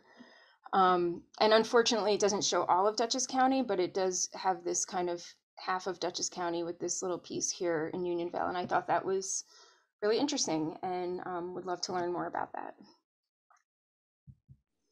And then, of course, I wanted to give a big shout out and thanks to the folks that made this all possible, the Partners for Climate Action and the Local Champions pilot, especially Vanessa and Paige. You guys are awesome. Betsy Moss, our town supervisor, and Aki Bush, both of them were super supportive of applying for this funding and have been supportive throughout the whole thing. I kind of feel bad because I joined the CAC and then I immediately started doing this, so I wasn't able to give as much attention to the CAC, but it's all related, so we're good. And then, of course, the task force, which I'll be talking about soon. I'm going to kind of go quickly through these slides because I think everybody else has kind of covered it, but what the Climate Smart Communities program is, you're at 5 minutes, Jen. Okay. It's a way to help communities complete actions. Some examples of the actions that we've completed here in Unionville our interior and outdoor lighting upgrades, benchmarking in municipal buildings, solar energy installation, and we have a resource recovery center, which is fantastic. The goal of the program is 120 points to reach bronze certification, and you get points for each action. I thought I'd talk a little bit about, and maybe articulate, because I've thought a lot about this over the past 24 hours, about what the benefits are of this certification, because it's a little nebulous sometimes. And, you know, one of the big things is that when you're certified, you get extra points on grant proposals that are submitted to the state. But I think there's a lot more to it than that. And some of them have been touched upon already, but I have a list that I wrote, so I'm going to read through them. The other big benefits are that they provide a roadmap to complete actions that benefit the community and save the town money. So you don't have to start from scratch. They give you a way to get things done, which makes it much easier. The program also helps to build expertise within your own community. So I've learned so much in the past 6 months. I've had so many ways to learn more that I like. There's so much professional development and ways to learn that I can't even take advantage of all of it. But I think that's super important to have this expertise as a coordinator, and also be able to pass that on to our task force. There's so much technical assistance available for task forces and coordinators and towns that are involved. And people want to help you because they know that you're serious and committed because you're part of this program. And then all your information is in the public record on the CSC website, which is huge, I think, because it's a way to organize things and to allow people to see what you're doing in a really easy way once you get it up there. So Unionvale passed their pledge in 2018, and now we're on our way to bronze certification. We have our task force made up of these folks. 3 of them are town staff, 2 of them are, and then the other 3 are, including myself, are residents. We completed our certification assessment thanks to Michelle Gluck at Cornell Cooperative Extension, Dutchess County, and others have also talked about this, so I won't spend too much time except to tell you what we found out from it was that we have 89 points towards our 120, which was really exciting for me. I thought that was great. Some of our completed actions were, of course, the first 2, appointing a CSC coordinator and a task force. We've had some HVAC upgrades in our municipal buildings. There's been energy code enforcement training, and climate-related public events also have happened. And we have 9 actions in progress, which are another 69 points. So if we can complete those, we'll be up to 158 points, which is super. And what I'm told you kind of need to submit with, because you never know what you're going to get credit for and what you're not. And the big question is, can we complete these in 2022, which I think we can, but we'll see. And so some examples of our in-progress actions are our natural resources inventory, which is very close to being done thanks to Aki and the rest of the CAC. We have a government operations greenhouse gas inventory and climate action plan that's on the agenda for the next year through the CAPI program. We're working on a web page and getting our social media going, and we're also working on culvert improvements and mapping, which we just discovered might be a bit more easier to do thanks to Brandy Nelson from Ty and Bond. We also were able to prioritize a bunch of new actions for the town, and a lot of these, and there's a huge range of things that we can do in the next 4 years or so, from compost bins for residents to a comprehensive plan update, and they range in both ease of accomplishment as well as points. So I think we have a good roadmap for like what comes next after bronze certification. So our next steps are to compile the documentation of all the completed actions and get those submitted. After that, we're going to complete actions that are in progress, and then decide, what do we want our next big action for the town to be. And meanwhile, along the way, improving our partnerships with our town councils and boards and community members, like getting the word out a little bit more about this program is something that I'm hoping to work on in the next 6 months to a year or so, or forever. Yeah. And then also networking with other towns. So especially our neighbors. So here in Dutchess County. We also are involved in other climate smart initiatives. I just wanted to mention quickly, we are part of the Clean Energy Communities program through NYSERDA. And as I mentioned before, we're going to be starting on the Dutchess Climate Action Planning Institute, or more commonly known as CAPI, in the next 12 months or so. We're looking for people to help. So we're working with our community members to find people to fill some of the roles, such as, social media, management, grant writing, graphic design, event coordination. And actually, like we're trying to actually recruit more people for the CAC and the task force. And I think that's it. I can take any questions. Yay! Thank you, Jen. Yeah. Beautifully done. Thank you. Anybody have any questions or comments for Jen?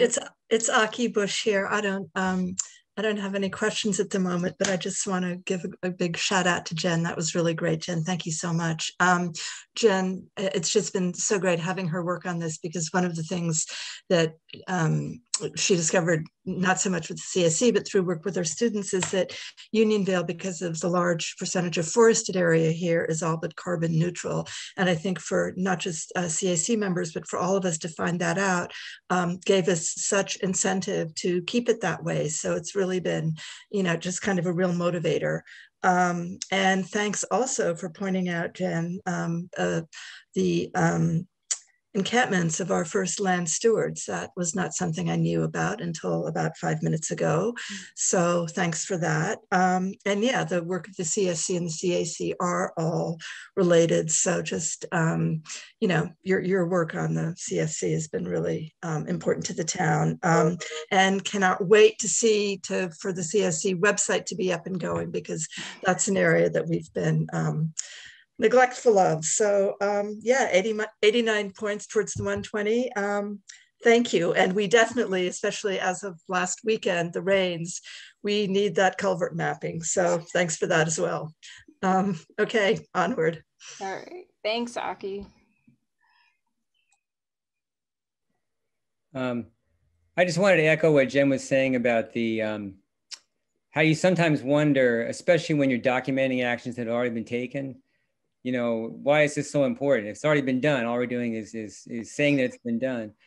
But so I hear you on that. And I think my answer to that is that those small actions lead to bigger actions. I think of them more as a foundation. You're building a working group, you're building relationships with people, and you can move on to the maybe more challenging, but also more impactful items on the list. Mm-hmm. So just yeah, I totally agree, Dan. Yeah, and I think as someone who's gone through the process as well, the certification, not certification assessment, but the just filing for bronze, it's with local government, there's often a memory loss when there's turnover of officials or municipal staff. And so it's actually super valuable to have a public archive of all of the actions that have been taken, and document all the work for the next person who steps up. And I don't know, I've heard many of you say, like, you were surprised to see how many points your town could already get. And that gives you like a little bit of a boost. So that's something that I think is part of the process. It's motivation to keep going, if you have like a little bit of foundation to stand on. Yeah, Vanessa, when we were talking yesterday about, the benefits, I think the whole idea of the public, it really struck me that you have this record now, this permanent record of what you've done. as a really huge benefit, because I know things get lost, right? So yeah.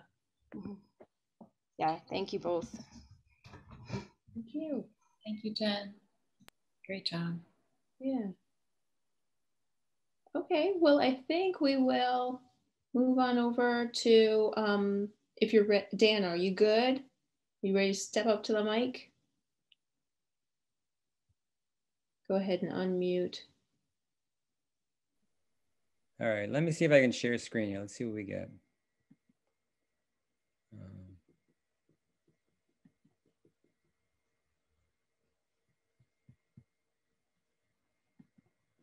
Okay, should be looking at a hemlock tree. Are you looking at a hemlock tree?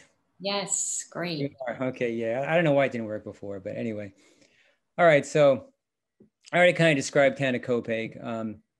It's just quickly about me. So I have a lot of experience as a hiker, backpacker. That's my kind of my environmental background. I grew up in Northern Virginia. So Shenandoah Park, the national park down there, was kind of like my training grounds for hiking and getting out to the outdoors.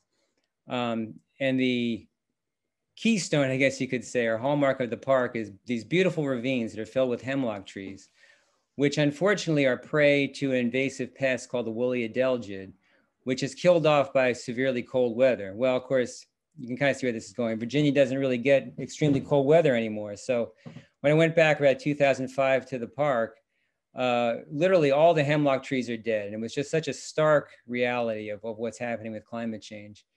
And fortunately, that's a picture of a hemlock tree in Copiague. They haven't started dying off yet here, but they're stressed for sure. So some of my background is I was one of the people who marched against the Keystone Pipeline in DC, which was seen by James Hansen as a game over thing, I think, for climate. And that turned out to be tremendously encouraging because you know what? We won. The Keystone Pipeline seems to be a dead duck now. So that seemed like a long shot at the time, but you know, that mass action made a real impact. I've lobbied the state comptroller over disinvestment from carbon fueled stocks. I'm still a volunteer at the Citizens Climate Lobby chapter here in Columbia County. And this is a kind of a thread through this whole thing, I think. I'm also a co-founder of Friends of Columbia Solar, supporting a large-scale solar farm that's proposed here in Copiague. And that's been both a challenge and I think, as I'll say later, in some ways an opportunity as well. So let's see. This is about our task force. What happened with us was we took a Copiague Conservation Advisory Committee, which I've been on for several years, and became the Climate Smart Task Force. So it's kind of like we're all doing double duty. Included a picture here of Edgar Masters, who's the chair of the CAC, but has also become really a very valued partner for me in moving the climate smart work forward. And Edgar is a very interesting person. He's 86 years old. His grandfather was instrumental in establishing the Taconic State Park, the Tri-State Park, and preserving Bash Bish Falls, which I'm sure many of you have heard of. So Edgar is a wealth of knowledge. He has a lot of background in zoning in the town, as does Marcia Becker, who you see is also one of our members. So the task force has been going through the process, well, as I'll show you next, actually, as we all know. So we've been going through the certification assessment, as everybody's been talking about, with the invaluable help of Kelsey West. When we did, Edgar and I met and broke the actions into groups, thinking that they would be easier for the town board to kind of come to grips with. The done, the non-controversial, you can see here, the need for board support, which would be like the GHG inventory. In progress, the GED lighting is something that's already been ongoing. And opportunities, such as the stretch code, things that we thought would be both more difficult to get support for and maybe more difficult just to accomplish. But I met, there's our town board. And Jeannie, I think you're here right now. Thank you very much for attending. That's the most of our town board right there. We're aiming to apply in January. It may be ambitious. If we don't, we'll shoot for April. Just a couple of days ago, I met with the town board. Edgar and Kelsey were there. And it was a very encouraging meeting. The board was very supportive. We agreed on an action list. And what I really liked was a good part of the meeting we spent really pinning down not only what is to be done out of our 32 actions that we had culled with Kelsey's help, but also beginning to think who's going to do what. And that to me is always a good sign when we start to assign tasks to people, because of course it's so easy to plan to do things and then to not do them if you don't know exactly who's going to do them. So that was a big step forward. And our Climate Smart Task Force is going to meet on Saturday, and we'll begin the process of identifying folks who are going to take further actions. And also, as many people have mentioned, we stress the need to recruit more members. And I'm very optimistic about that. I think there's a lot of people in town who will respond to the call, but that's kind of our next step. Now that we've got our action list concrete, we've got town board support, we need to expand the membership of the group. So some of these names have popped up before for guest speakers. And one thing I want to say, Julie Noble and Nikki Armacost seem to especially get people's attention, but really almost all the speakers were very worthwhile. And these are ones that just particularly stepped out for me. I think partly because they gave advice and insight that was very actionable, very specific to certain actions, and less of a background and more of a, let's get things done kind of thing. And Audrey Friedrichsen was especially important with the solar siting because, as I said before, that's been kind of a challenge and also an opportunity, I think, to be involved with the solar project along with this at the same time. And Vanessa, of course, I think of a great example of someone who did all this without the help of a grant program, which now that I'm into it, I realize how difficult that is. So as I said before, the task force can now take on specific tasks. We're beginning to think who might do the GHG inventory, who might work on the fleet inventory, et cetera. We need somebody to work on our social media presence and that kind of thing. And then I threw in the Copic Solar Project because, and that'll come up in the next slide as well, because one way to look at it is it's been very divisive, very controversial, but one way to look at it is that it's also brought people to the fore who care about the town clearly and care about these bigger issues. So I've already begun the process of reaching out to the Sensible Solar Group, which has been in opposition to the project, and saying to them, are you interested in working on the Climate Smart Task Force? And the same thing for Friends of Columbia Solar. So I'm thinking that it's possible that the climate smart work might be something to bring people together, because obviously we all care about climate. There's no divisiveness when it comes to that. It's really more about the how and less about the what. So along with that, the regenesis process, I had a good session with Bill Reed. And this regenesis process is a way of bringing people together over shared values. My version of a kind of a regenesis group was a meeting with a couple of the leaders of Sensible Solar. I thought that since that clearly is the issue that is dividing the town, that's where I could use the regenesis way of approaching things most fruitfully. And that was very fruitful, I think, because we began by talking about what we love about the town, why we care about it. And did we have much disagreement about that? No, of course not. We all instantly connected over that. So I think, the regenesis process is valuable because it's really about the things that people have in common and the realization that we have so much more in common really than what divides us. And my final slide, I threw in a picture of my adorable children there. That's a picture probably from the late 90s, actually. But because as I reflect on this, I thought, this is really all about their generation. My son is now 31 and my daughter is 28. So they're one generation. There's another generation, of course, coming up behind them. And they're the ones that really, in the end, this is mostly about. And as I say here, as I said before, the most valuable meetings to me are the most directly applicable, the ones that really I walk away from saying, now I know exactly what I'm going to do next. Kelsey and Brandy, who've been mentioned many times already, were invaluable.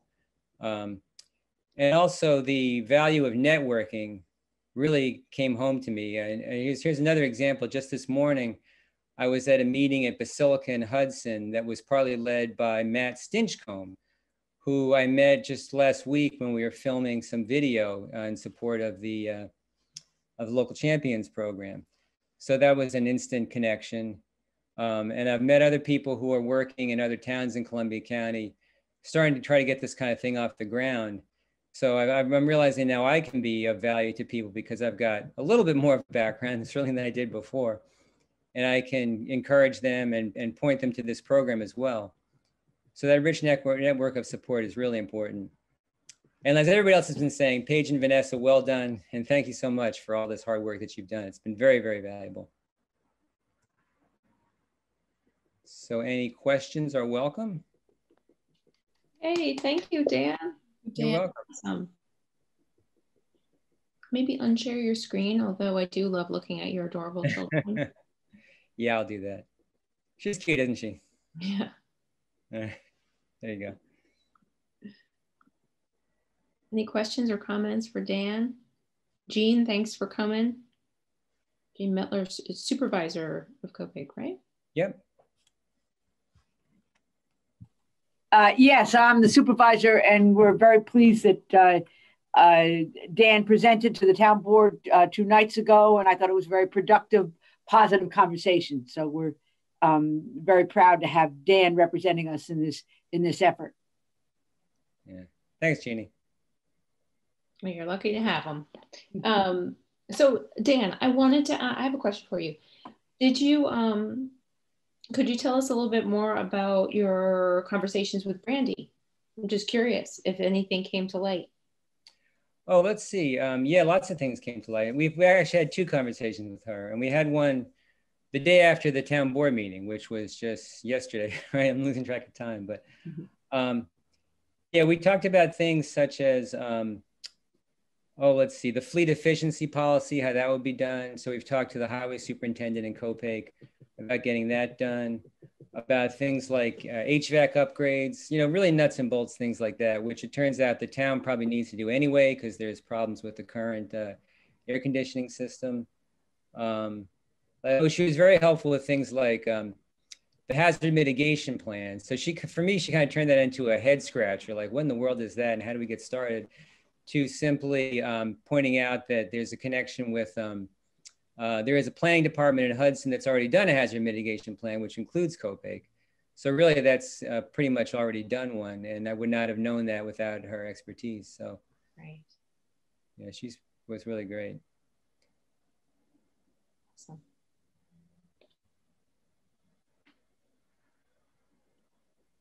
And I also really appreciated what you said about how now you realize that you have something to give back to the network that you're now a part of. So that makes me so happy. Just the idea that now you all are little bees pollinating these ideas in your counties as as you chat with others who are just getting started, and not to mix metaphors, but will be chows, eggs, turning into tadpoles, cross-pollinating. So yeah, that's part of this too. And I also will make sure to reach out to Mayor Armacost and let her know what an inspirational guest speaker she was, as well as Julie Noble and Jason Angel. They seem like some of the favorites. Yeah, definitely. Well, I was thinking maybe just we can wrap it up in just a few minutes, but I was wondering, since we have Dazzle here, who heads up the CSC program, and I know Carolyn and our other folks from Cornell Cooperative Extension, I was just wondering if our cohort members have any reflections on Climate Smart Communities itself, or any daydreams about what you would like to see in the future from the program itself, or from the way that technical assistance is delivered. Or Carolyn and the other Cornell folks, if you have questions for the group, or Libby. Madeline, go ahead.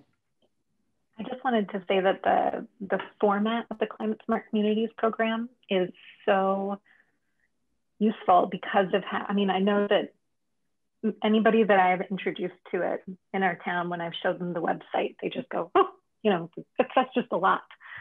But it's the checklist and how, very practically it's laid out, and the way that it's created, that combined with the certification assessment process was absolutely invaluable for us in particular, just because you get the ideas of the kind of stuff you want to do. And if you look at that list and you think, you know, you start a conversation with your board on where you're going to go next, very rarely does a group of people immediately come up with an action plan for like, this is how we're going to do it. And this is, you know, how it'll go next. And you end up going way off topic. And the amount of structure and backbone that the Climate Smart Communities program provides, and then the support that we got from Melinda and Brent, it's like, we can actually put ideas to action.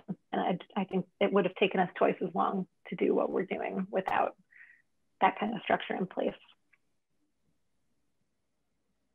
I would echo the Climate Smart website especially is particularly useful and robust. And now that I understand the underpinnings of it and how to use it, it's really, really helpful. I find it very difficult to explain the Climate Smart Communities program to people that the elevator speech is really difficult. Like, how do you explain 100+ actions? In my fantasy, there would be some kind of a 1-minute movie, or, you know, the 5-minute movie version of what is climate smart for people, both officials and residents who might be interested in participating somehow, to a very friendly explanation of what it is. Yeah, I think I thought about that too. It seems to me it's both a strength and a weakness in some ways of the program, is that it's so far flung. So it's so far flung means that you can always find actions from that 150 that are valuable for your town and can get done. It also means that when you try to summarize it, like Chow was saying, it's very difficult to boil it down to a few things that people can readily understand. So it kind of just cuts both ways, I think. Yeah, the 10 buckets is helpful to categorize the actions into buckets, but still 10 is hard to explain in an elevator. Yeah. Yeah, I really love the website too. My team is constantly like, I was searching by action, and we found all these examples over here in this town, and they did this way, and that was cool. And it's really nice to be able to see what everyone else is doing. Yeah. Yeah, I feel that way too, Christina, and that like the map where you can filter by action and you can kind of poke around and see what other municipalities have done. That kind of like open sourcing of information and sharing of information is really, really cool. Jen, I'm sorry, were you going to say something? Yeah, I think I just kind of wanted to add on to that a little bit, but the website, like, I find it really useful and for exactly the reasons you're talking about, but I also find it can be overwhelming to other people at first and often, and it's been my experience over the past 6 months that like so much to the fact that they don't even want to look at it. Like, so, and I keep trying to tell them it's really not that bad once you figure it out, but it is like, it seems to be there's a bit of a barrier there, which is why though the certification assessment was so valuable for us, because all I kept hearing as feedback was like, we just want to know what we did and what we're going to do and what we need to finish. Like, that's all. We don't want to look at these big spreadsheets or scroll through pages on a website. So I definitely think the two together are really, really important, because then you can reach the people that will want to look at the website and use it, but then also the folks that don't want to do that. You can just give them the certification assessment and be like, here you go, right? So I think the two combined are important. But I also wanted to just touch a little bit on the benefits of being in the program, because I know I listed out all of those ones that I came up with from talking to Paige and Vanessa, but it would be great if there was some like really solid like monetary benefit for being in the program. Like, for example, like in the CEC program, right, you do this action, you get $5,000. That's huge. So, you know, I don't know if there could be something a little more along those lines. I think there would be, it'd be motivating for sure for a lot of people. Right. And that would be you know, we've often talked about why is there pushback to really investing effort in this and commitment to this program? And it often comes down to, you know, what's in it for us? Why should we focus on this? And oftentimes that's financial. So, you know, to be able to take that argument away would be very helpful. And it, you know, even if it weren't a lot, but something as a, just to speak to that concern that we hear over and over and over again.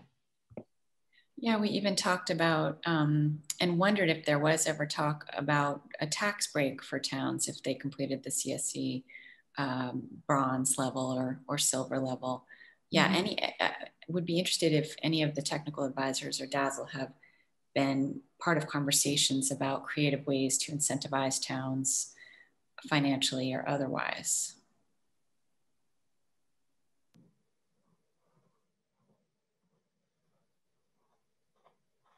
Well, thank you all for that input.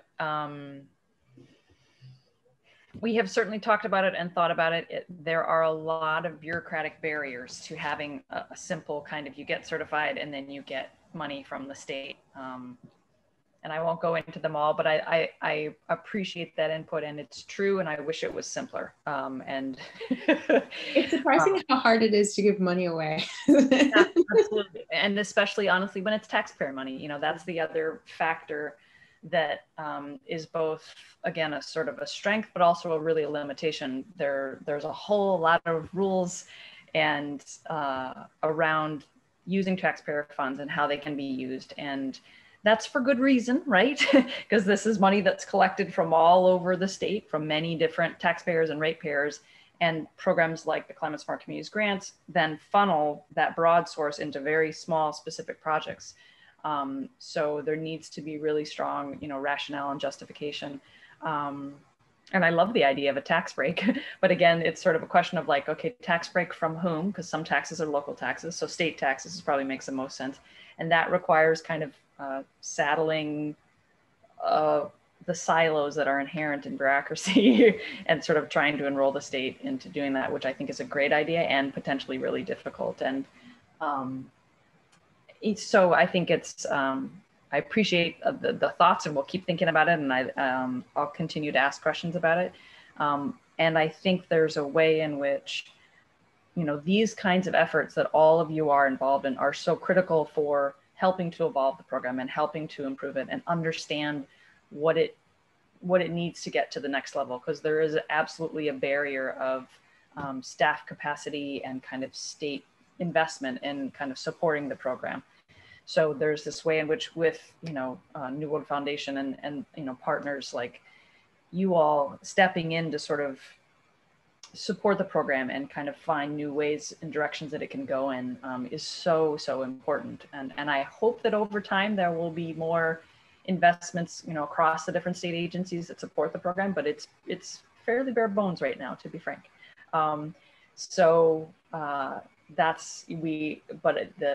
It's kind of a cycle, you know. The more that you all say, look, this is valuable and this website, it works, it has its limitations, but it's helping us, the more that builds kind of an understanding of its value, and hopefully it will be reflected into further investments. So that's critical. And so what all of you are doing is part of improving it and expanding it and kind of building the program's capacity and helping to find those other pathways for communities to plug in. I guess I'll also say that I think one thing to keep an eye out for is there is a set of videos that Carla Castillo and her team at the Hudson Valley Regional Council, they're developing a set of short videos that are really about navigating the portal. They're not so much about kind of what is the program, but they provide a little bit of that. But that's a resource that we've needed for years. And lots of what I'm hearing from you all is like, the website's great, but it can be overwhelming, especially if you don't have some guidance on how to navigate it. So there'll be like maybe 6-7 minute long videos of here's how to register your town. Here's how to kind of search the action submissions. Here's how to save an action submission when you're planning on applying for certification. So I am super grateful for that. And that funding is actually coming through the NICE CERTA Clean Energy Communities program for that team to work on that. So keep an eye out for those. And I would love to hear your input on those once those are out there and available, and to hear what you think. And if, you know, I imagine that might be something that you all wished you had, you know, a year ago or 9 months ago, but they've been slow in coming, but I think those will be useful. So keep an eye out for that. But yeah, thank you. And, you know, feel free to interact with me further as other questions come up, or, you know, go to your clean energy communities coordinators with questions. I guess the other thing I'll say that's on the horizon is that DEC did also release an RFP earlier this year. And so hopefully, possibly as soon as this fall or early winter, there will be another set of regional coordinators that will work alongside those NYSERDA Clean Energy Communities coordinators. We're calling, excuse me, we're calling them climate leadership coordinators. And the idea there is to kind of, it's a nod to the state's Climate Act, the Climate Leadership and Community Protection Act. And they will be available to help municipalities do climate smart communities work and apply for certification. So I'm hoping that that will be another set of people who can help municipalities like yours move forward, and also hopefully learn from, you know, those examples that are really working, like the certification assessments, and learn from what the Cornell Cooperative Extension team has kind of already built on and is shown to be effective. So I hope that we'll continue to sort of build those teams and find new partners and learn from all the successes and the capacity that you all are building. So thanks for the opportunity to interact, and thanks for your input. And I'd love to hear more too. You know, if there's further thoughts, please do share. Christina? Thank you, Dazzle. Thank you, Dazzle. Yeah, everything you said is awesome. It just gave me the thought of maybe if there can't be financial incentives per se, that maybe there could be more in the way of support for grant writing. Like our town doesn't have anyone on staff who does that. A lot of our small towns don't. And I worked on our town's LWRP grant 2 summers ago, and it was a huge learning curve. And I don't really want to do it again, but I like, you know, like that's what we can, you know, if we get to bronze, we get this leg up in this grant system, but that grant system is daunting. So maybe some training around that would be helpful.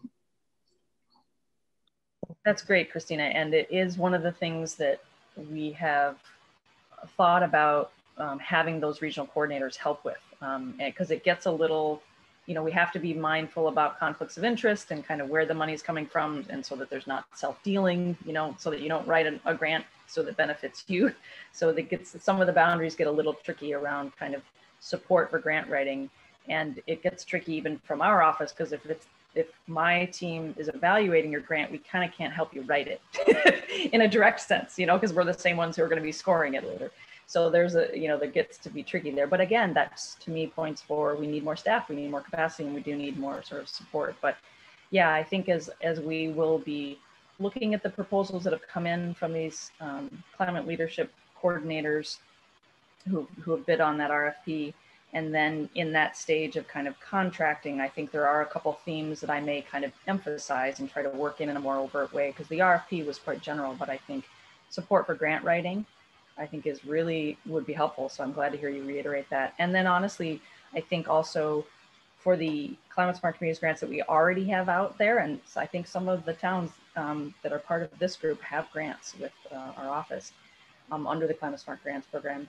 Also having those regional coordinators help with those, kind of go do site visits in the way that my tiny team in Albany can't go, you know, all across the state, north, south, you know, Long Island, that's a long ways away from Albany. So again, we're this idea of having kind of the program become more regionalized over time, and having regional hubs and networks that can kind of monitor those grant projects and projects of all types, frankly, but help support those over time is really what we're aiming to do. Jen, did you have something? Yeah, I wanted to I was just thinking, I don't know if this is something, but like maybe there can be some way that if you reach bronze certification, the grant application process can be streamlined. Like that might be incentive enough. Like for those communities that have bronze certification, maybe it's a shorter application or something like that. I don't know. That's a good idea. I like that. Just want to back that up. I just wanted to echo what everybody else said about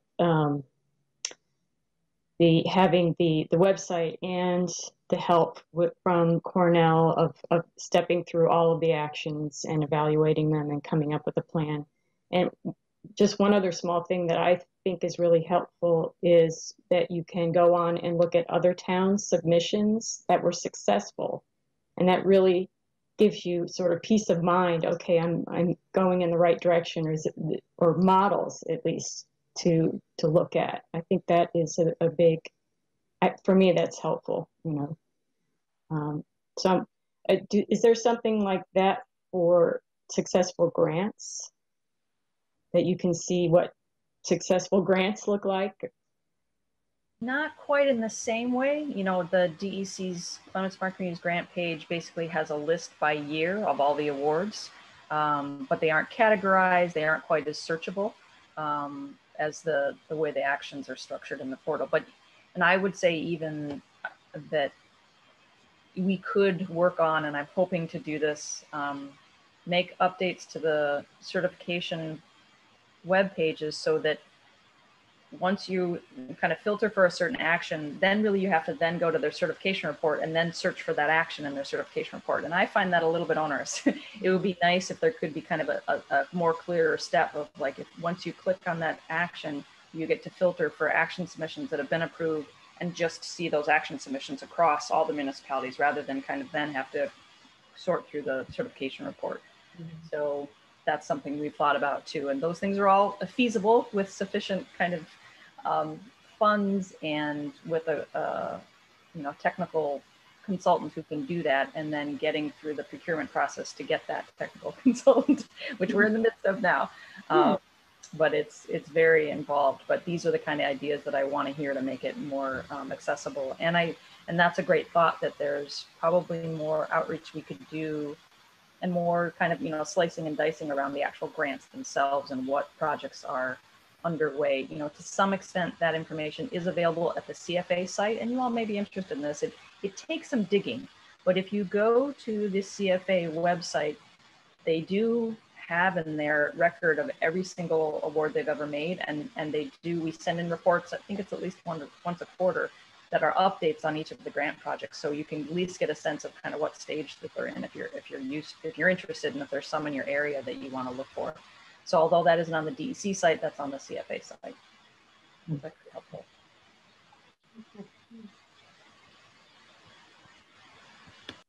I'm happy to see that some of the newer actions have to do with trends. So for example, the Repair Cafe, that's a direction that the public is going anyway. And I love being able to connect the Climate Smart to the way people are thinking. It seems like COVID has given voice to a lot of things that were in the background anyway. I think people are really concerned with their family and their kids and their, what's happening in the next generations. And maybe there's something in Climate Smart that has to do with, engaging really young people, students, kids, etc. Right on. Yeah, we have collaborated with the Wild Center up in Tupper Lake in the Adirondacks and been a part of their Youth Climate Summits. And there's really small ways in that's been reflected in the certification program, but it hasn't kind of found its full expression. But there was a small addition. If you look at the Climate Smart Task Force action description, it now links to a video that we did about youth members that are part of the Village of Homer Task Force, and as well as the, I believe it's the Saranac Lake Task Force as well. That's the one that's all students, right? It's really impressive. The Village of Homer one is the one that is nearly all students. Yeah, but it is powerful to have youth voices, and I was really glad to see that as part of some of your presentations. But I think there's more that we can do with that, and it is another kind of angle on this work that has a lot of potential that we're hoping to encourage the climate leadership coordinators, once they're in place, to kind of help facilitate those connections and partnerships and try to get more youth voices, because it's a powerful thing to have young people, standing up in front of their local government and saying, we're worried and we're here to help you. and show us how we can help, and here's our skill sets, and it energizes people, and I think it leads to more creativity than sometimes can happen, that more creativity than usual at the local government level. So, but yeah, maybe even something more overt over time to include connecting it to the school systems, for example. Right. Yeah. And originally there was a sort of a climate smart communities, and then there was a possible or a vision for potentially like climate smart schools, climate smart, businesses and that kind of thing. And we haven't done that, don't have the capacity to do that currently, but there is a potential to build a schools-based program as well. I don't know that, how that would be structured, but there are other community certification programs that do that. So if there's anybody out there who's really ambitious and wants to start that in New York, there has been some people who have thought about it. And there is a model to follow. The Sustainable Jersey program has a community certification program, but they also have a school certification program, which has been really successful and effective. But yeah, there gets to be some really interesting things around. There are school districts, which are essentially different and have different boundaries than local governments, but their schools, especially in more rural areas, are often the heart of the community, and they function as community centers of sorts. So it can be a really important leverage point in kind of this culture change and this awareness that's building around climate change. So yeah, but in the meantime, that's really useful thought, and maybe we can work that in a more useful way. And I will say that the one thing to be aware of is that the updating of actions often happens through this series of work groups that we have. There's kind of a governance structure with some committees, and there's a series of work groups. And so often action ideas and action revisions happen through those work groups. So if anybody's interested in working at the statewide level and being a part of work groups that might be focused on youth engagement, for example, or we have a whole series of other work groups, I welcome that, and we can certainly use the input. And I imagine with the experience that you all have now and that you will soon have when you're more in the depths of applying for certification, you may find things with certain actions that you'd like to see changed or have ideas for new actions, and we'd love to hear them. So thanks for your input.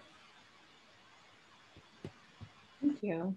Well, I think with that, we're a little bit over, and that's a nice note to end on, that there's even more ways to get involved. So congratulations on leveling up, everybody. And thank you to all of those of you who joined us today for this really wonderful session. Again, I'm kind of sad to say goodbye. I know I get to see our cohort a few more times. Paige and I have just been so thrilled to work with you. So we'll see you online soon, and congratulations again. Thank you. Thank you, everyone.